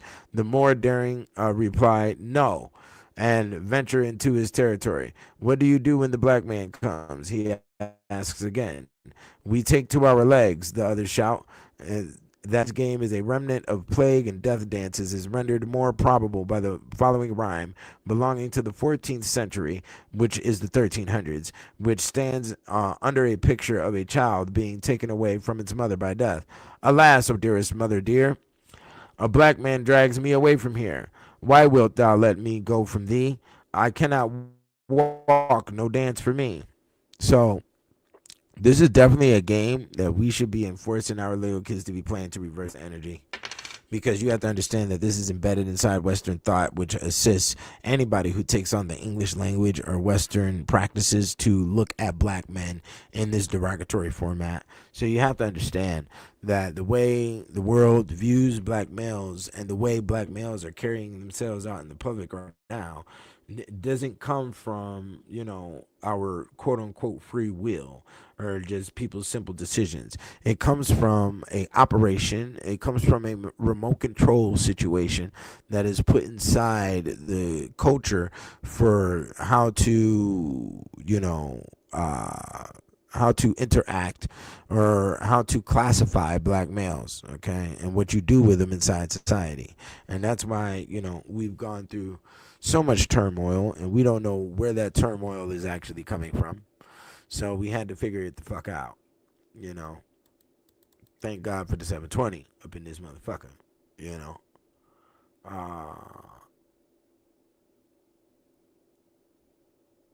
okay, yeah, that was me talking. That was me talking. Let me see here. I did down there. Okay, so now we about to go to the unjoint, and then we. So if y'all got questions, go ahead and put your questions in the chat right now, and I'll go through the whole chat and I'll answer all the questions once we're done here, because I'm about to read a couple more of these, and then we're gonna go into the unjoint line. Okay, and we have to see, and the unjoint is going to be the true definition of what is the operations or the purpose of the fucking baby oil. Okay, so the heretics said that when they were filled with the Holy Spirit, they had angelic visions and could be transported immediately from place to place. This is the earliest reference to demonic, or as the heretics would have it, angelic transportation, attached to heresy, and consequently an important stage in the development of the witchcraft phenomenon. The secretaries were alleged to have adored the devil, who appeared to claim his homage in the form of a beast, an angel of light, or a black man. So the form of the beast, the angel of light, and the black man are all one and the same. Okay? That is supposed to be the definition of the dark one, the devil, right?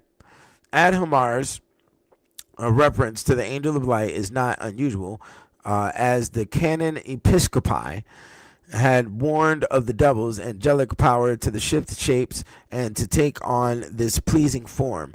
But this is the first appearance of the devil as a black man, a form that in later trials became almost de rigueur.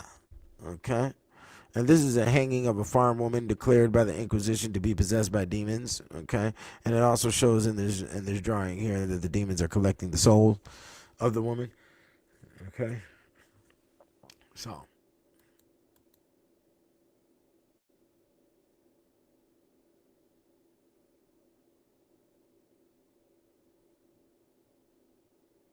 Okay. The Ukites were accused of eating feces in the honor of the devil. They went at night to rites presided over by a black man, and they were attended by hordes of demons. Okay. That these traditions persisted in the East well into the 14th century is clear from the Responsio Fratris Daniels ad Impositos Hermenses, a mid-century treatise of Daniel of Theresio, appearing in G. Sheffer. That's right. That's why they were so hell bent on making it seem as if, all history was nothing but a bunch of farming and carrying baskets around, because they hiding all this type of shit. Now we gonna get to the real up in here. You know.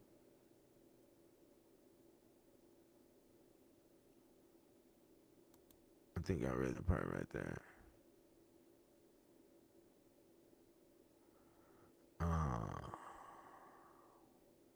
Yep. Let me go to another one. Okay, yeah. So yeah, let's go to the unjoint now. We're gonna go to the unjoint.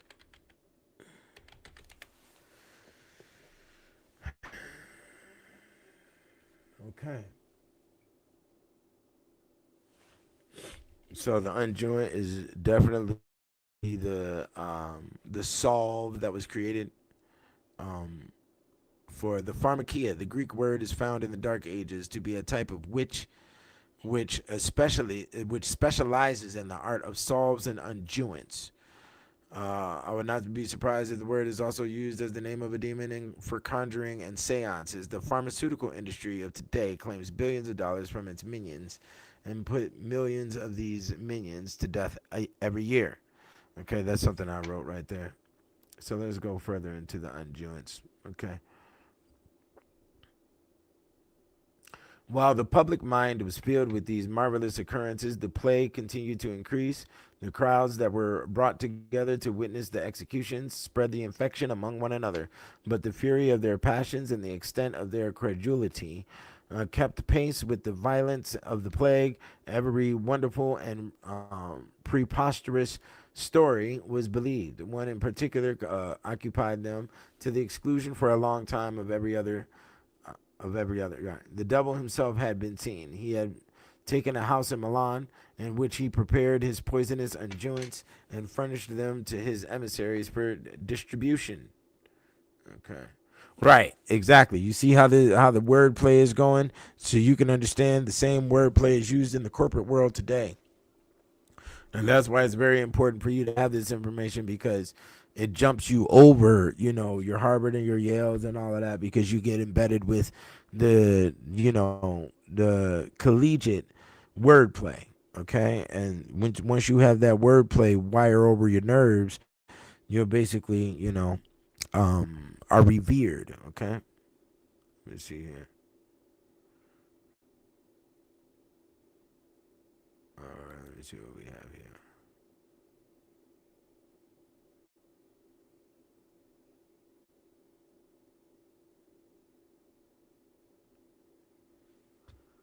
Let me see what we have here about this unjoint.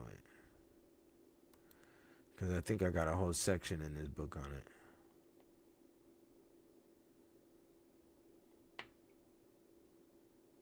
That shit is crazy. I'm not reading that one. Yo, some of this shit up in this book is wild work. But hey, it's all cited.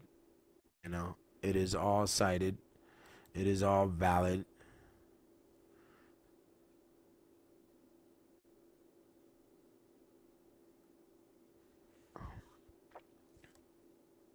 Giles Grenier.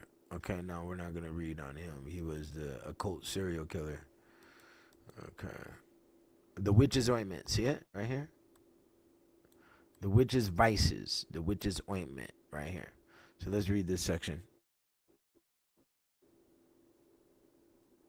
Okay.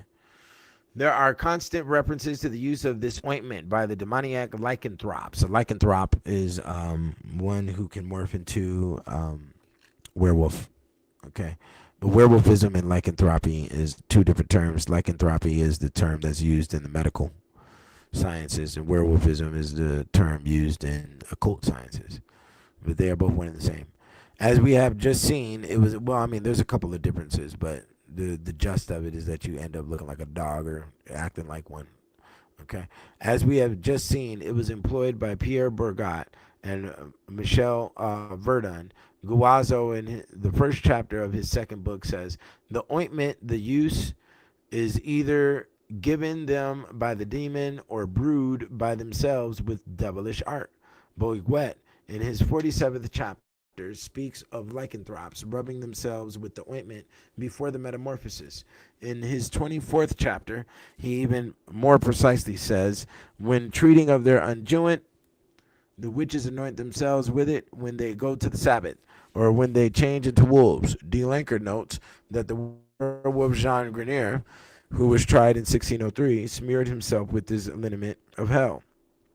Okay, that's all written in French right there. Okay, let's see here. Claude Prunier, also in his lycanthropy, draws attention to the baleful unjoint of the werewolf, and D. Lanker in his Tableau des Inconstances des Démons. Okay, let me see here. And that was a picture of the ladies creating the unguent, and they're boiling and roasting infants for potions. Do you understand? They're boiling them back here in this corner, and they're roasting them right here. Now, these motherfuckers are drawing this shit. I enjoy this shit, nigga. Like, what the fuck is you niggas talking about over here? What the fuck is you niggas doing, my nigga?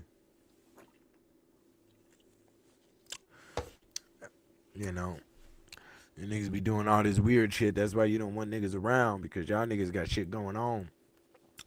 We gonna look at y'all motherfuckers, some weird motherfuckers. Okay. Ware gives the condiment of these endurance in his De la Mise, third chapter, 17th page. Okay. Exactly following and indeed reproducing Porta's own phrase. The first liniment, then, is composed of the fat of young children seethed in a brazen vessel until it becomes thick and slab, and then scummed. With this are mixed Eleosilinum, hemlock, uh, Aconitum, Aconite, Frondes populae, poplar leaves, and soot. The second formula is cowbane, sweet flag, cinquefoil, bat's blood, and deadly nightshade and oil. There is the ingredients to the unjewit. Okay. Okay, let me see here. Let me see what we got here.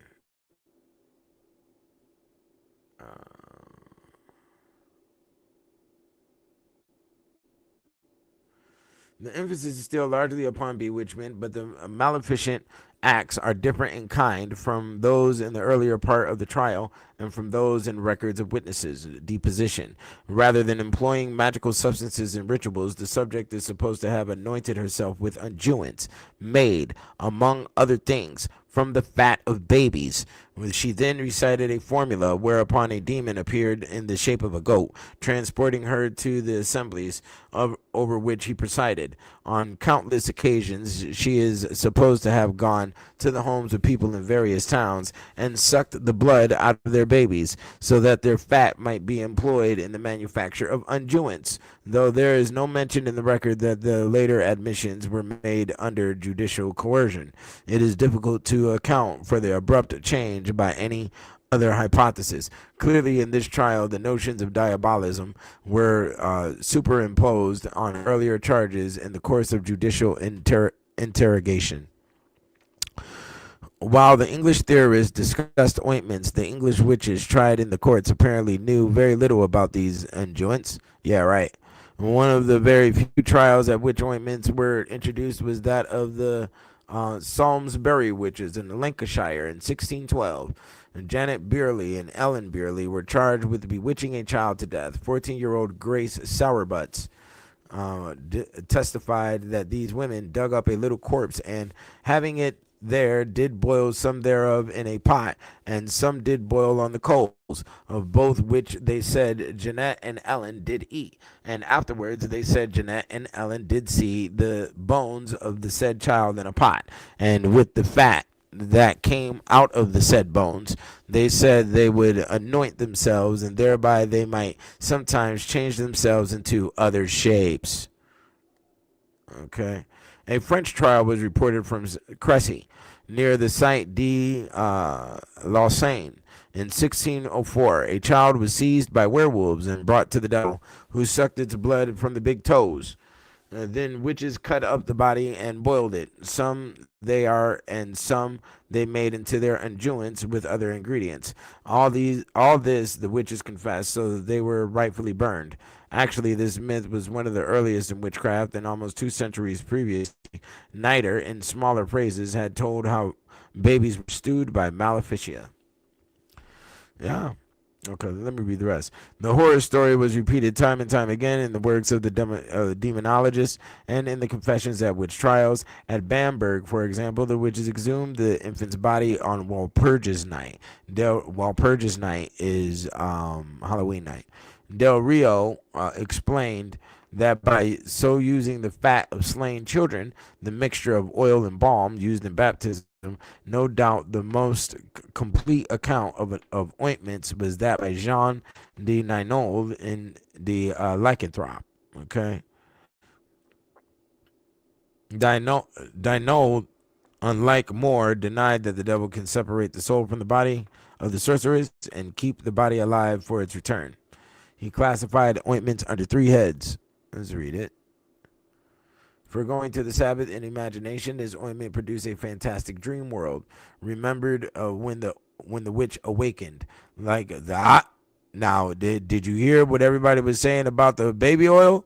Was that they was getting rubbed with the baby oil, and then they were doing the arcane acts, and they don't remember when they woke up what occurred. Didn't you hear that shit in the interviews?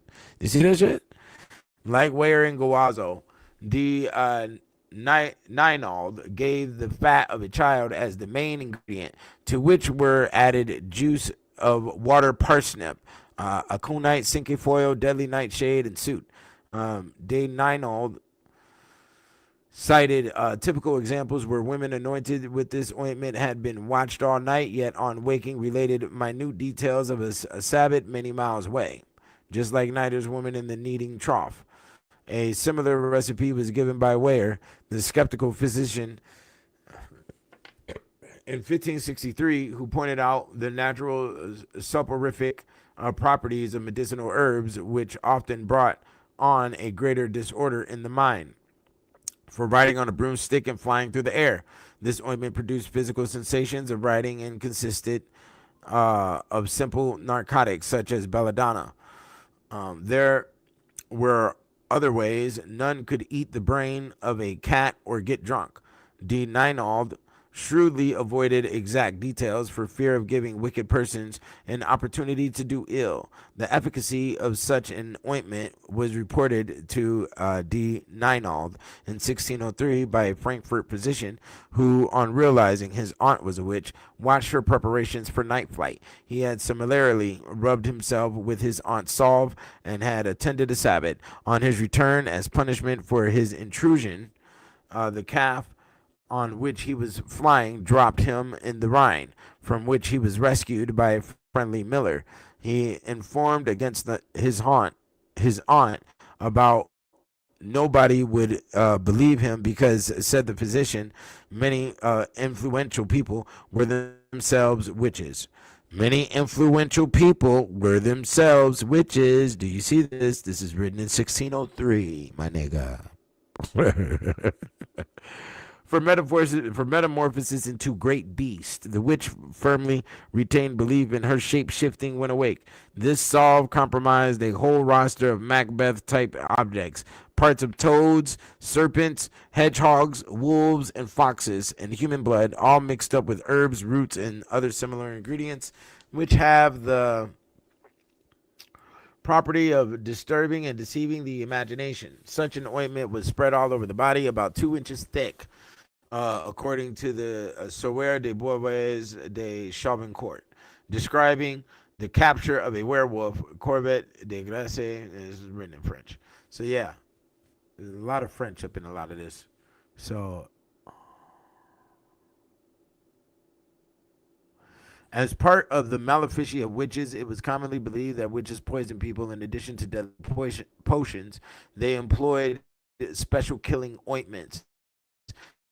The composition of such poisonous concoctions was given by Guazzo in his Compendium Maleficarum, which is another book dedicated to the discovery of witches. Leaves, stalks, and roots of plants, animals, and fishes, venomous reptiles, metals, and stones.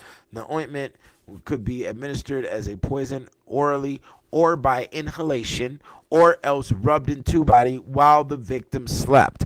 The fat of roasted dead babies also made a good piguendo pagini, according to Gerlandus in his Tractatus de Sortileges in 1536.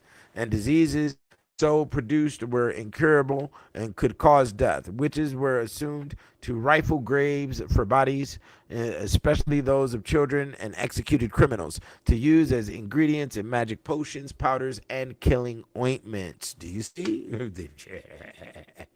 Do you see, my nigga? Okay, do you see this? Okay. Yeah, this is it, man. This is the real truth, man. Kickedoutofheaven.com. You have to get it. Yeah, I know y'all can feel the energy while I'm sitting over here telling these stories. And you can feel the energy shifting in your room. You know, you can hear my voice change octaves too, because this is some powerful shit. I don't know what these niggas was fucking with back up in old Europe, but this shit is powerful, my nigga. Okay, so let's keep it going. On the 8th of August, 1598, he confessed to Mathieu Pierre Hérault, the lieutenant general criminal, that his parents, who were of the hamlet of Gressier, had devoted him to the devil, and that by the use of an unguent they had given him, he could assume the form of a wolf with bestial appetite. The two wolves who were seen to flee into the forest, leaving the body of the slain boy, whose name was Cornier. He declared were his fellow patters, Jean and Julien. He confessed to having attacked and devoured with his teeth and nails many children in various parts of the country whither he had roamed. As to his guilt, there could be no question, since he gave precise details. The exact time and place were a few days before, near Bournemouth, had been found the mutilated body of a child, whom he swore he had throttled and then eaten in part as a wolf. He also confessed to attendance at the Sabbath. This varlet was justly condemned to death, but for some inexplicable reason, the Parliament of Paris decided that he should be rather confined in the hospital of Saint Germain des Prés, where at any rate he would be instructed in the faith and fear of God. It would seem that the wretched creature was a mere domerer who could hardly speak plain, but uttered, for the most part, in animal sounds. The full details of the case are not clear. Okay, and I know you see this picture over here that was painted in France of them castrating this man over here, and the other one eating babies. I'm not going to go into details about that picture, but it is provided for specific reasons relative to the information. Okay. A witch in the diocese of Lausanne entered through a window one night and strangled his own granddaughter, and used her remains to make a lethal powder and an unguent that would cause a broom or stick to fly through the air. Okay, let me see here. What else do we have here?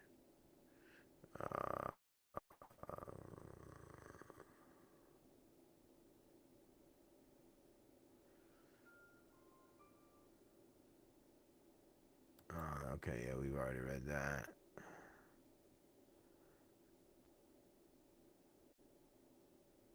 Okay. I think this is. Did I read this part? No. I think I need to read this. Okay. The most fundamental distinction between the popular and learned notions of sorcery, however, is that in learned tradition, the devil had a necessary role in all bewitchment. The devil dispensed powers and unguents, that is, lotions or baby oil, to his followers at the Sabbaths, ordered them to work as much harm as they could, and instructed them in the arts of sorcery. On one occasion, a witch refused to carry out this order, but typically they complied with their master's will. One subject confessed that he and his companions had been rendered invisible and had gone behind farmers as they sowed their fields, snatching up the seeds. Asked why they had done this, he said merely that their master had ordered them to do so, and that the evils and harms that they inflict on others redound to his purposes. In other contexts, the powders and unguents used by witches were concocted by diabolical art or through diabolical mystery. In short, learned ideas were not merely added to popular beliefs, but were thoroughly intermingled with them and altered them. So what you must understand is that these unguents were rubbed on the Diddy party, rubbed on all individuals who are the great artists that you have been looking at for the past 20, 30 years, and they get in front of you in these movies, and they can defect great art. Do you understand? Their aura is bright. Do you understand? That is what's going on here. You understand? Okay? So, hold on. We're back in the Sabbath zone. And I think we might be done. Let me see if we got any questions here. Okay. A woman tried in 1477. Remember, this is before the slave trade. Let me see here. A woman tried in 1477 had heard rumors that witches gathered together, ate the flesh of children, had intercourse more brutorum, flew on brooms, and that they rubbed with an unguent and refrained from making the sign of the cross. As early as 1448, when a suspect was threatened with torture, he sarcastically offered to confess. I will say anything that you want. I will admit that I ate children and will tell about all the evil deeds that you want to hear. Because the torture, as we go through in volume 1, the torture devices were brutal. And there's also a torture chamber in volume 2 for the witches and their acts that are in volume 2. You understand? It goes all together. It is all peanut butter and jelly, my friend. In 1564, three wizards and a witch appeared before the President Sauvert and de Aventon. They confessed that when extended on the rack, that they anointed the sheep pens with infernal unguents to kill the sheep, that they attended the Sabbath, where they saw a great black goat, which spoke to them and made them kiss him, each holding a lighted candle in his hand while he performed the ceremony. They were all executed at Poitiers. Okay.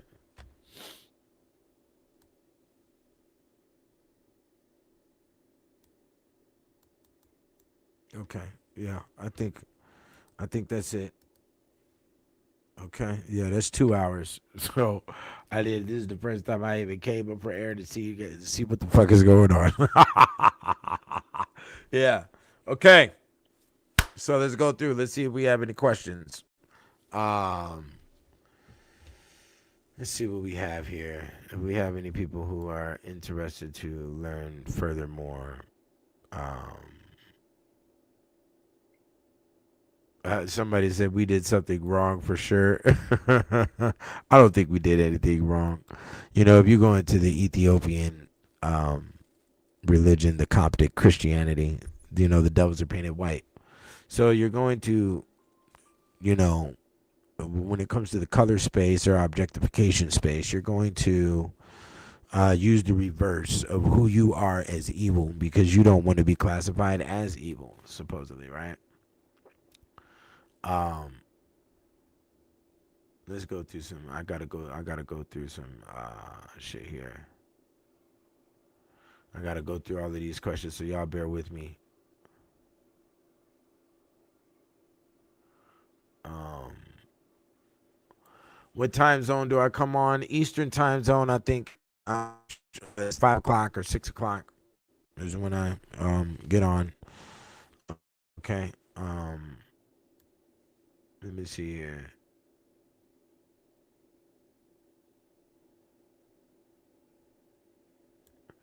Yeah, the brother says here, I'm remodeling apartments and occasionally help and go into residence apartments. Nightmarish conditions in some people's living spaces. I'm still in shock from multiple people. Yes, yes. And the hoarding is great stench. The hoarding is, you know, laboratory of the filth.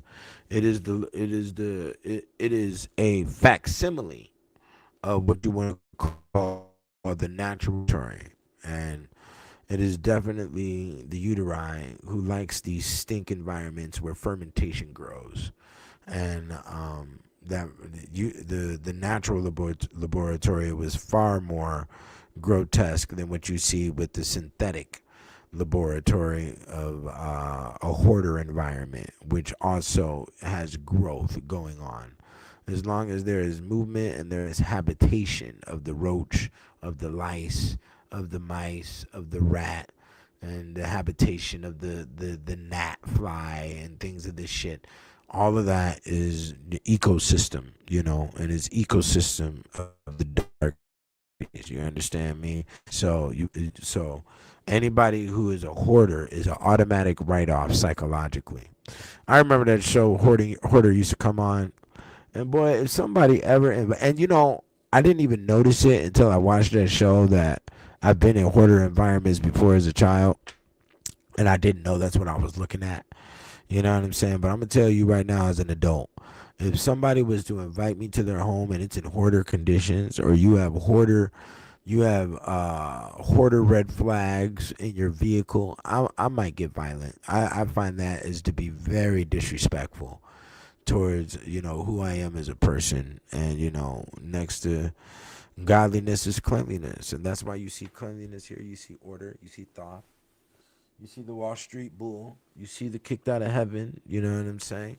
You see order, cleanliness up in here. You know. Let me see here. Um.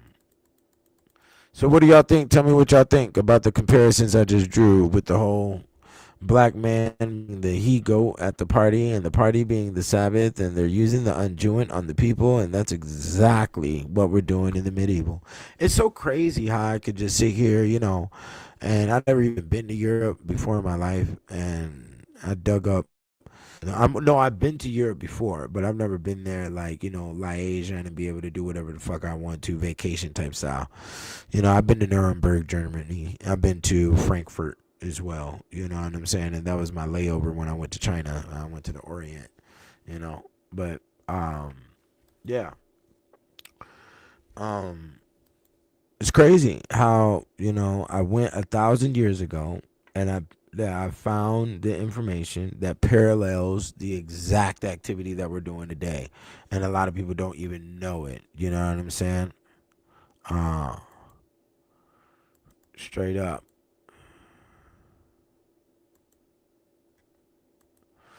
Do I know the true origins of the word witch?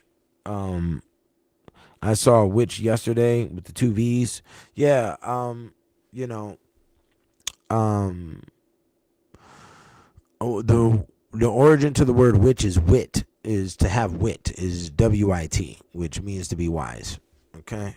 So let me see here. The TV show Empire had a lot of that aggressive male to male sex scenes. The show Oz did too. The homeboy Willie says here. And you know what's so crazy? I remember one day, like 3 years ago, I don't be watching that shit. I don't watch anything that's marketed towards black people because there is intentional propaganda going on. There is intentional mind wiring. I know what theater is. I know what Shakespeare is. I know what theater is all the way down to Greece.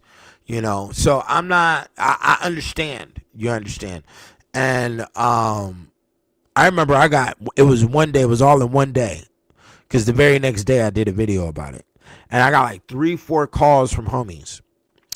And niggas is like, yo, be this power in this Empire show, bro. They got so many. Be fast forward the show. And I just busted out laughing at them niggas. I was like, yeah, nigga, because you don't know what the fuck you looking at. Let me show you what the fuck you looking at. You think it's gangster this and we're shooting up for the kilo and we got to go to the prison for the dope and we're in the courtroom. And you think you're looking at a gangster dope story. Okay, we're pushing the kilos and we're all fucking mafioso. When you're really looking at a homosexual love story. And that's what you was really looking at, nigga. And you think it was catered to you in the appearance. We're gangster, we're mafioso, we got the kilo, we got the 45, we shoot a nigga, we meet underneath the bridge with the cars parked in a specific way, we all OG.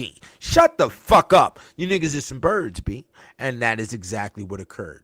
Okay, that's what was being shown. Because at all times, when it comes to theater, the number one lineup is going to be boy meets girl, girl likes boy, girl gets kidnapped, boy saves girl, and then they ride off never to the happily ever after. Okay, and that's how all movies work. That is the baseline of whatever film you watch. Boy, boy joins gang, girl gets scared, girl seduces boy to get away from gang and live happily ever after. That is the baseline. So if it's not, so you have to watch where the unison is going to occur in the quote unquote space of the copulation, the coitus. You understand? Okay, and that is where the consummation is done on what you're really viewing. Okay, if you're really viewing a Gone with the Wind type story, or if you're watching some fucking bird shit. But at all times, movies, all cinema is based in the status of boy meets girl, girl meets boy. They like each other, run off, happily ever after. And it may take 2.5 hours to tell that story, or an hour and a half. Every single movie you watch. So if that is not in the lines of the of what's going on, and you niggas got dude on dude, then the movie is actually a homo love story. Everything else inside the scene ain't nothing but props. That's the cars, that's the dope, that's the and then everybody else in the scene is also what they call stand-in act. I forgot what they're called, but there's stand-in actors or actors of the background and shit. You're supporting actors and all of that other shit. You have your main character and then that's it. You dig what I'm saying? So you better watch out what the fuck you're doing, man. It's just crazy. Let me see here. Um, the Rabbi Frank Finkelstein said that McDonald's burgers had human ingredients in it as well, and these people are wicked as they come. Now, if you want to go into what Rabbi I heard that interview before, and with him talking about human parts. Now, what happens when you become a cannibal is you get excessively violent. So all the activity that you see at McDonald's and people, killing each other over, some fucking sauce or some fucking, your chicken McNuggets or something, or, somebody didn't give you some mustard in your bag. So now you want to blow their brains out over the register. That's actually influenced from the chemicals that's in the food. And if you want to study the psychological effects of what happens to a person when they consume human flesh, when they're a cannibal, then go look at you have to study the tribes of the Fiji tribes and the Papua New Guinea tribes, and over there in Micronesia, then the oceanic zone. Okay, those individuals over there are cannibals, and they've been cannibals for eons. You know what I'm saying? And they will play out a lot of violent nature because of that activity. And there's also a thing they get called the shimmers. They start shivering a lot because there's a specific chemical that's in human flesh that your body is not supposed to be overriding of. And if it does, it'll start breaking you down. So let's keep it going.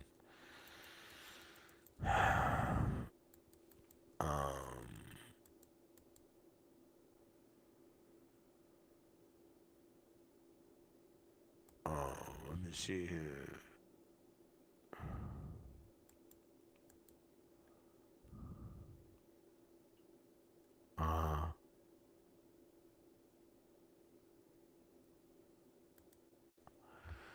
Somebody asked, what are your thoughts on getting stem cells? Someone he rides with said they were going to try it on their son. I said, do you know what that stuff is? He quickly said, don't tell me.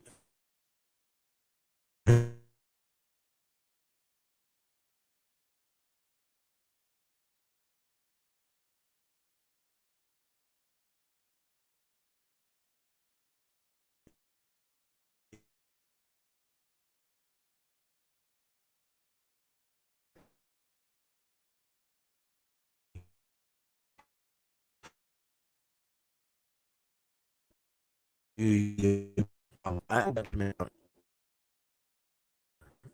trying to block the God 720 at all times because that brings the truth. You see that? Oh, what did it do that for? But yeah, okay. So I don't know anything about any stem cells, bro. I stay away from all new introductions into society. I stay away from it.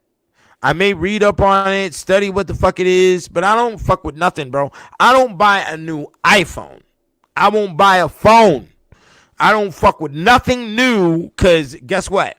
You are nobody to brag to. So I don't give a fuck. That's one thing you got to understand about me. I'm not, man, bro.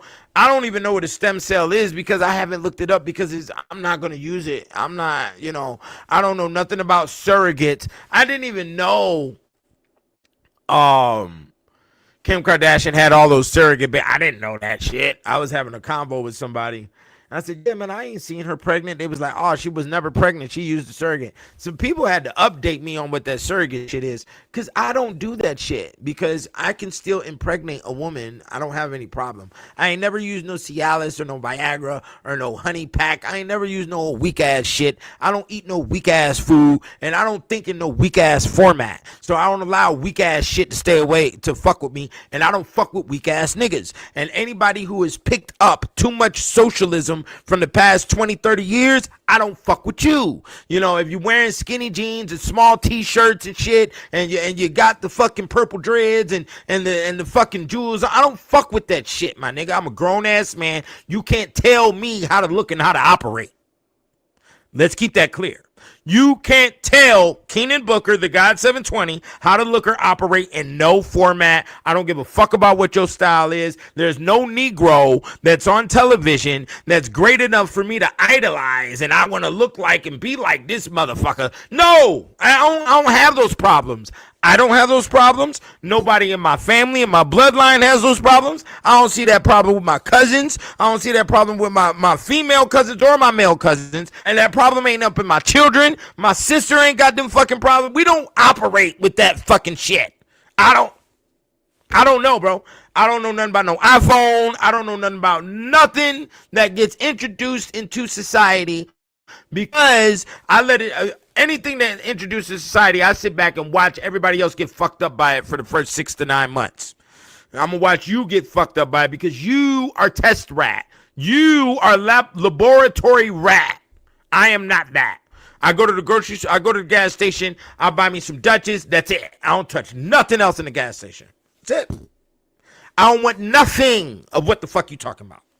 You know, you motherfuckers did too much work on niggas specifically. You've done too much work on the human race specifically. And guess what? Everything boils down to one thing. It is a decision. It is an option. That's it. I don't feel cool being connected with you niggas. I don't give a fuck about what you doing, bro. You ain't heard... Look, I done put out 12 albums, bro. Have you ever heard me use the cadence of another nigga? I don't need your cadence. Fuck your cadence. I don't know what you niggas do behind closed doors. You niggas do the Sabbath, okay? You'll be walking around with a candle hanging out your fucking ass. And we see it on the fucking news now. It's been so repetitious, bro, that you can't say conspiracy theories are conspiracy theories. They have now merged into fact. You understand me? We see the picture with the Meek Mill wearing the same fucking outfit as a fucking Puffy, but you are top line gangsters supposedly. Nigga, never in my life if I'm wearing the same fucking clothes as another nigga, some motherfucking pajamas. Have you lost your goddamn mind, bro? Bro, I don't fuck around in them spaces, bro. I don't do nothing that is introduced in society. It is an option to do so.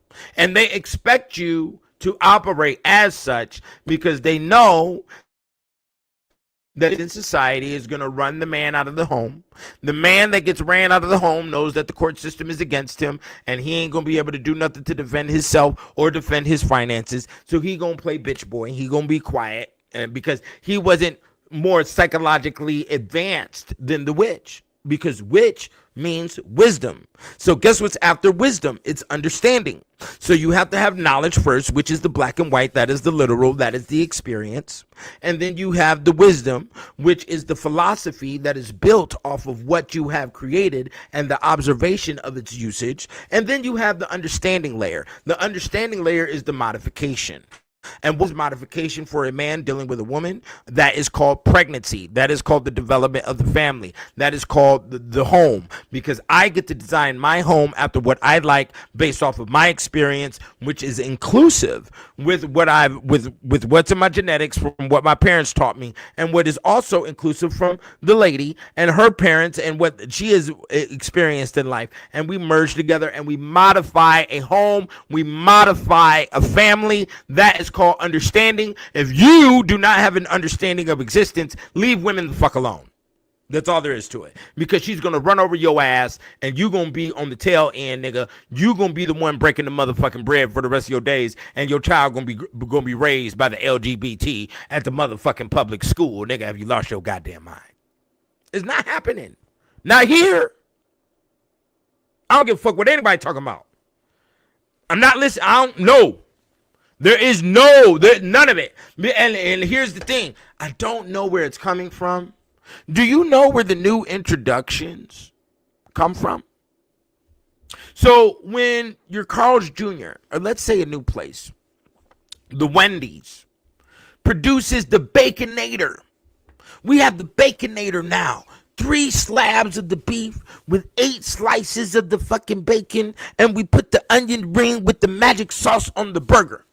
And they put it on the motherfucking, on the thing when you go in and you order at the Wendy's. Now, let me ask you something. Who designed the Baconator and dumped it into society? Huh? Somebody at the top who sits with the CEOs. Huh? They're called a food designer or some shit, some crazy fucking title, right? So the food designer, guess what? The food designer who is making $100 million a year, sitting at the top with Wendy's. He has a private chef in the house. He has a private chef on his yacht. Do you think he eats the Baconator that he just designed for you? No. He dumped it into society.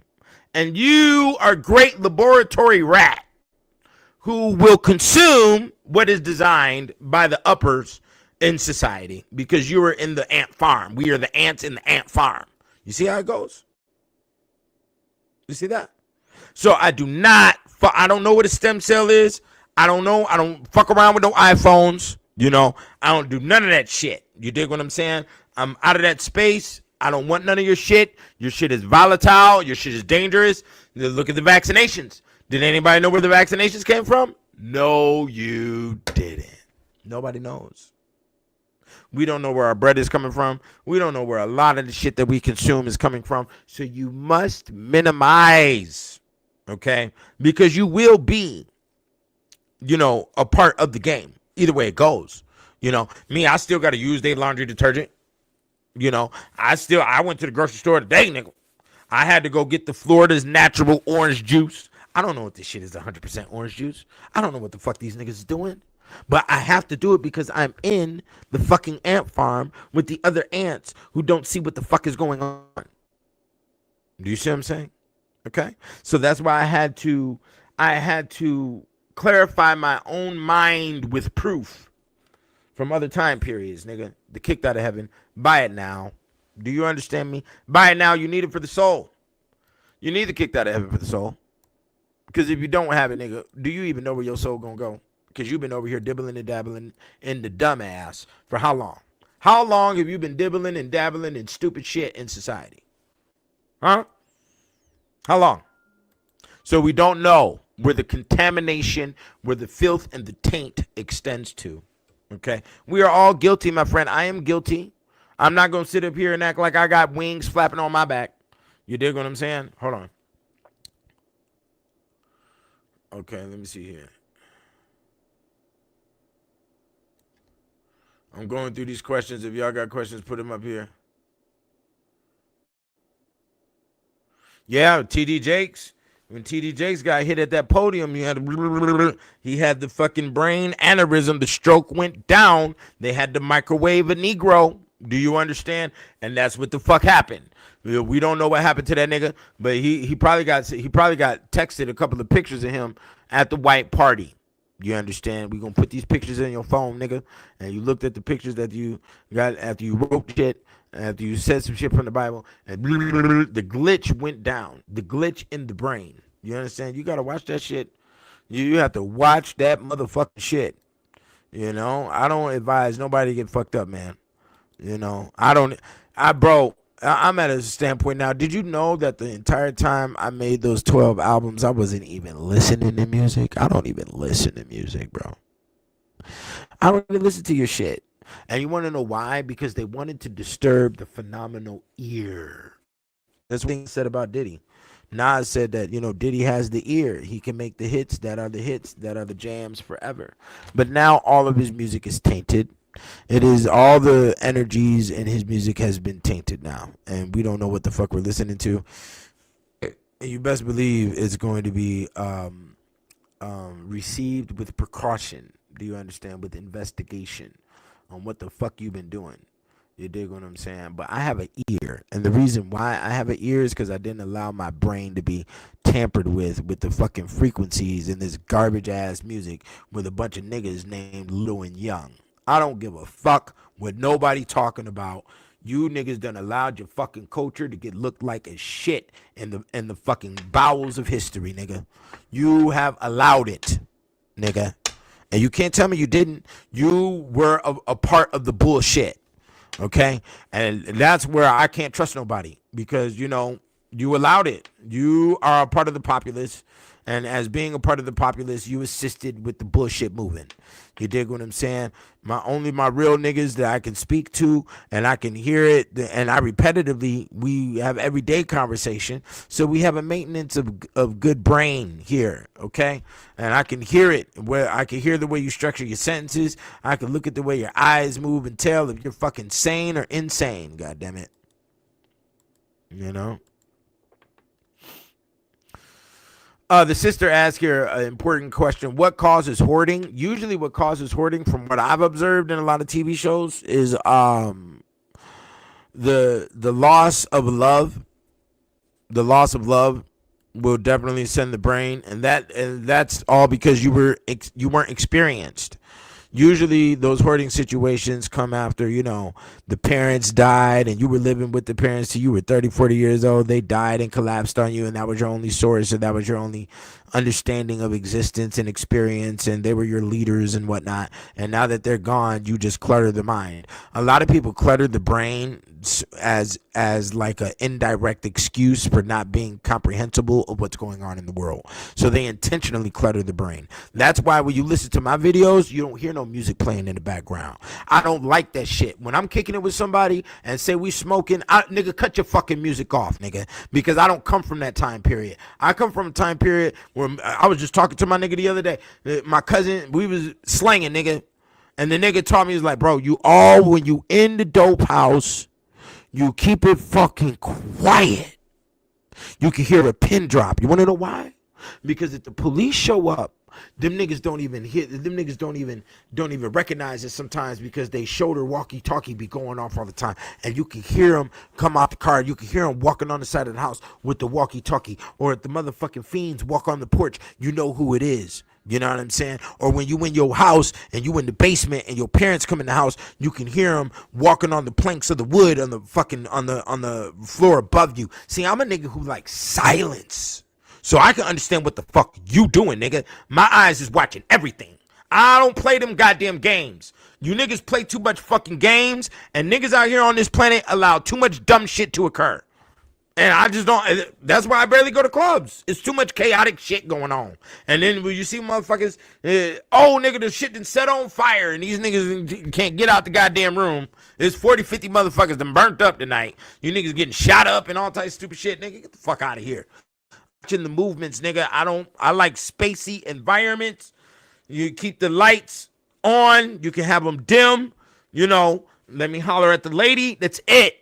Nigga, all this other shit, is too much clutter in the brain. That hoarding shit is definitely a sign of clutter in the brain. A lot of people out here got a lot of clutter in the fuck mind. If a motherfucker is playing, if they're giving you a video online and they got a bunch of music playing in the background, they're trying to duplicate a CNN. You're trying to be like a Fox News. You have no originality of who you are. That's why views are fucking bullshit. Or maybe your views are maximized, but your views are maximized a bunch of fucking minions.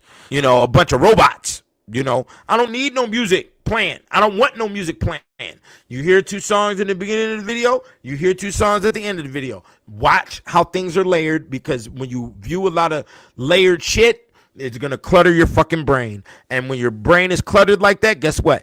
You have anxiety. What is anxiety? Anxiety is a lack of comprehension of the events that are occurring or the environment that you are in. And that's why you fall into a fear-stricken space and you got to move out the room. You dig what I'm saying? Depression, anxiety, your drunk ass.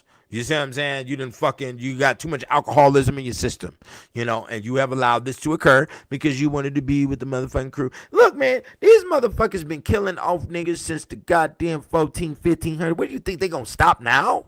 But a lot of niggas understand this shit, and a lot of niggas know clearly that they have chosen genocide because, your parents didn't give you any goddamn direction on what to do in this world. So here we go. Please explain more about signing a contract during labor. Signing the contract during labor is really based in, what they're going to do with your placenta, and they're going to take your placenta and send it to the pharmaceutical companies. And I mean, not only the pharmaceutical, but the cosmetic Your shit goes to pharmaceutical and cosmetic companies. Okay, so they put it in the cosmetic. They put it in anti-aging cream. So you rub a stranger's placenta all on your face in the lotion, nigga. Yeah, nigga, it's in the books. I got it inside the Encyclopedia on the Alchemy of Women. All your cosmetics are defined. You know what I'm saying? Yeah, I don't know nothing about no goddamn stem cells. You know. And I know homie, I wasn't snapping at you or nothing, but I just don't know, B. I stay away from shit that's introduced in society. I'm not doing nothing you motherfuckers is talking about. I'm not watching no View. I'm not doing none of your shit, bro. I'm not copying no motherfucker, bro. When I was young, bro, being a copycat was the worst. You get your ass whooped for being a copycat. Everybody had to have their own unique persona in the way they operated about things. And that's just what it was. Let me see here. Yeah, fuck a trend. This is what the Black Goddess says over here. She says, fuck a trend, nigga. Yeah, I don't do no trend. Fuck that shit. And they expect the society to follow trends because you don't have fathers in your home. Somebody asked about the zombie. Yesterday I mentioned the ass blast and gluttony and obesity. Is that related to the zombie? How does the zombie relate to your books? No, that is not related to the zombie. That's a whole different demon. The zombie is the evolution of the undead. Okay? The zombie is, and also what you have to understand is specifically the zombie comes out of voodoo. It does not have anything to do with witchcraft. Witchcraft goes from the undead. No, it goes from the necromancer. This is the follow-up. It goes from the necromancer to the undead, which evolved to the undead perpetrator. I guess that's a word I could use for that, which is basically an individual who rose up out of a casket and attacked the local populace. Okay, and then that entity turns into the Count Dracula. Okay, which we see in America. Okay, that came up because you have to understand that the evolution of these things. So that's where you see the movie Nosferatu, and then it goes into Count Dracula, which a count is actually a rank in the British monarchy system. So once they shut down all ranks and they started to bleed everything out into orders, they put the ranks inside secret society orders, and then they put a standard rank, which would be the president or vice president, which is what we're dealing with now. The count and other things, other like the marquis, were moved over into other things. So the marquis became a vehicle. The count became the Count Dracula. And there's other layers to it. The duke, the earl, and all of that. So a duke became a university. Earl became, a DMX, I guess. And then yeah, that's how that worked. So the zombie is really in the Real Nigga Etiquette Voodoo edition. And the zombie comes from Zambia, which is the same word as zombie. Zambia is an African country. Zombie was a practice of voodoo, and its full intention is to create a slave. And this was the metaphysics before African American culture was in the roles of being designed to build up America. Okay, so the zombie and the voodoo rite, that has nothing to do with the witchcraft, but they are similar in their existence, in the definitions of their existence. Okay, by being a dead entity that can, or a dead being that now can live similarly like a human. The zombie of voodoo comes from a concoction that's made with its main ingredient being the pufferfish, and what it does is allow slavery. That's basically all the zombie is a slave. a bloodsucker until Maria came along. You know, you can look at that and the whole creation of the zombie and a movie called The Serpent and the Rainbow, which was made in like the 60s.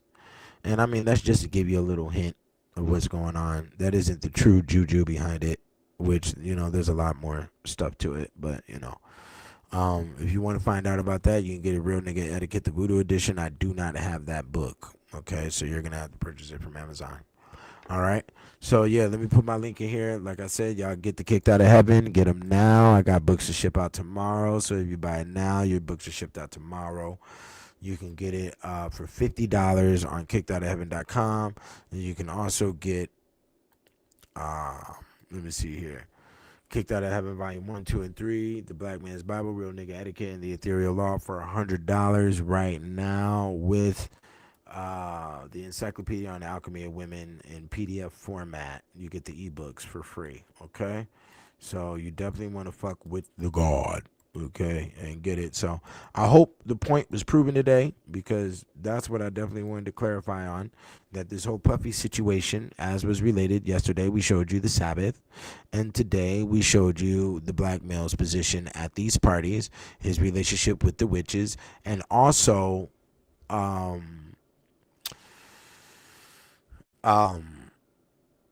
the relationship with the witches, and also the baby oil, the unjewing, and what it really means. Shorty's asked this question again. The contract during labor, let me say it very clear for you.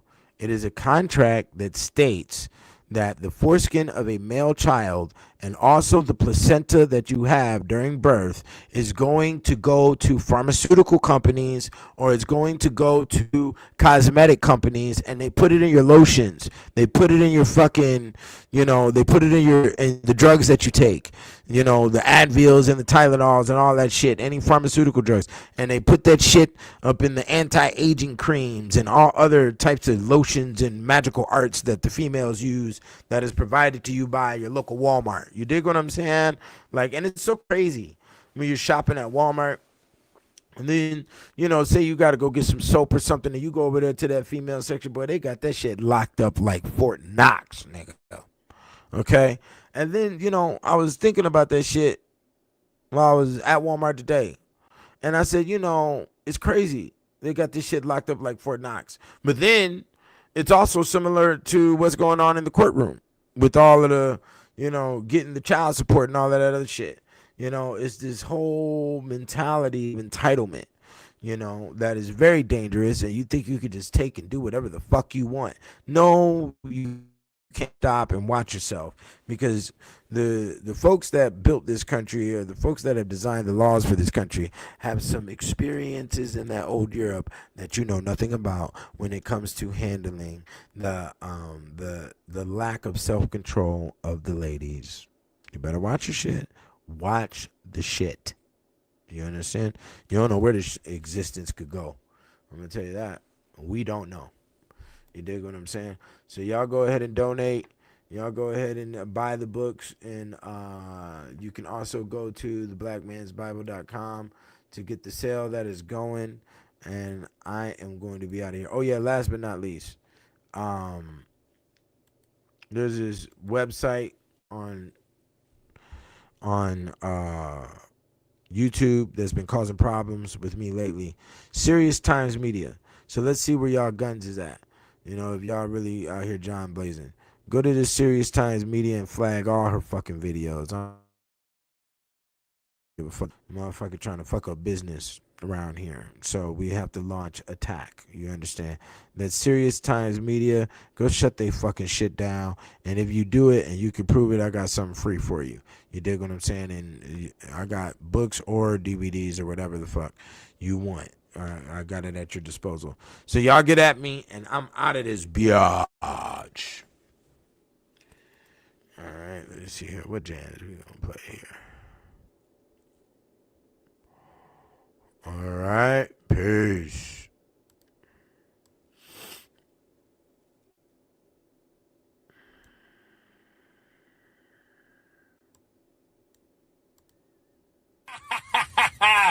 You're in my world now.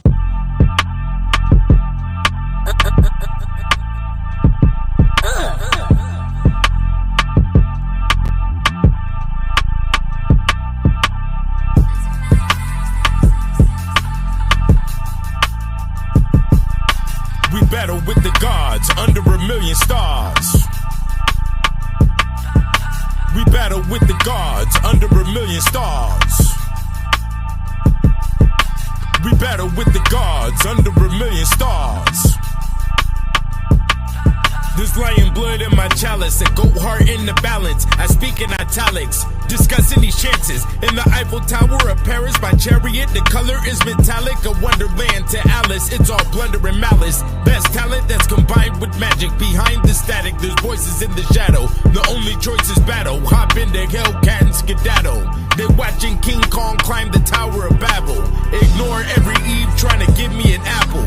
The little rascal that can't be canceled. In the courtyard of my castle, these hens doing nothing but cackle. Now they walking in my chapel with candles that's lit. Definitely with the shits, cause we handle it. Met with the building that is brick by brick. Old Mac, big head, can't tell me shit. Capoeira with the spiral kick, spit hieroglyphs when the tyrants sit at the Coliseum. Whether spies or allies, I know them when I see them. Greet them with an olive branch, that's for the treason. Watch Pocahontas rain dance for the season.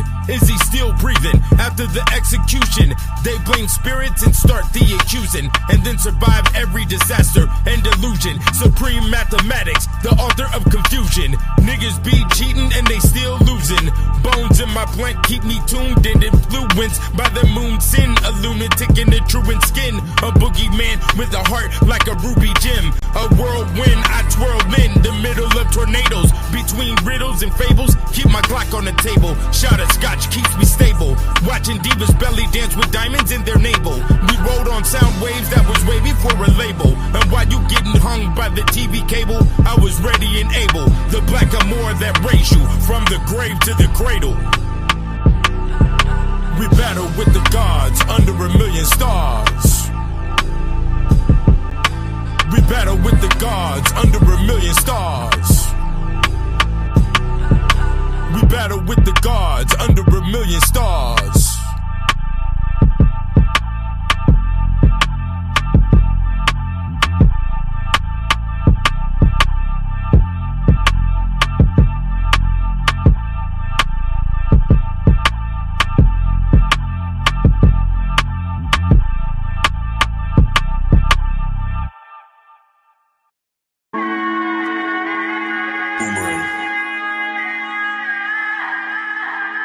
They think a nigga filthy, I'll never plead guilty. Spend a couple racks at the store, I hope you feel me.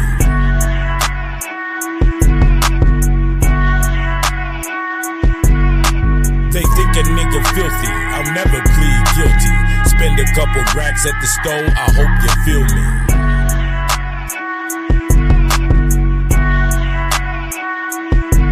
I got my back against the wall, I make a couple calls.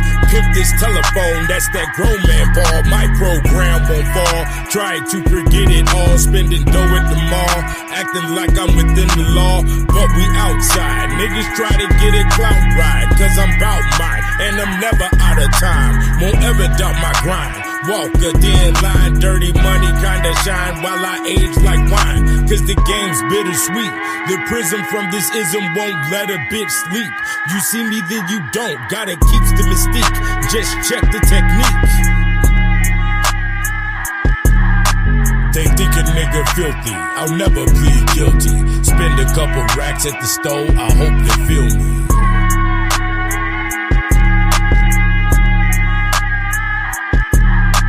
They think a nigga filthy, I'll never plead guilty.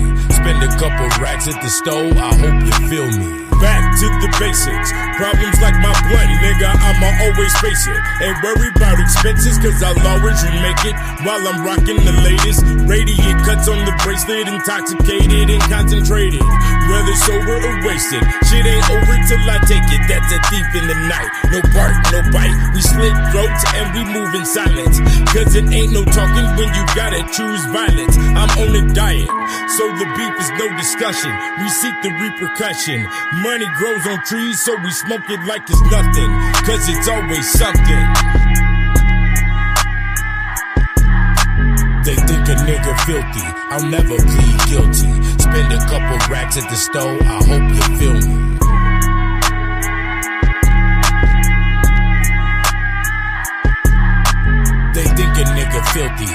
never plead guilty. Spend a couple racks at the store, I hope you feel me.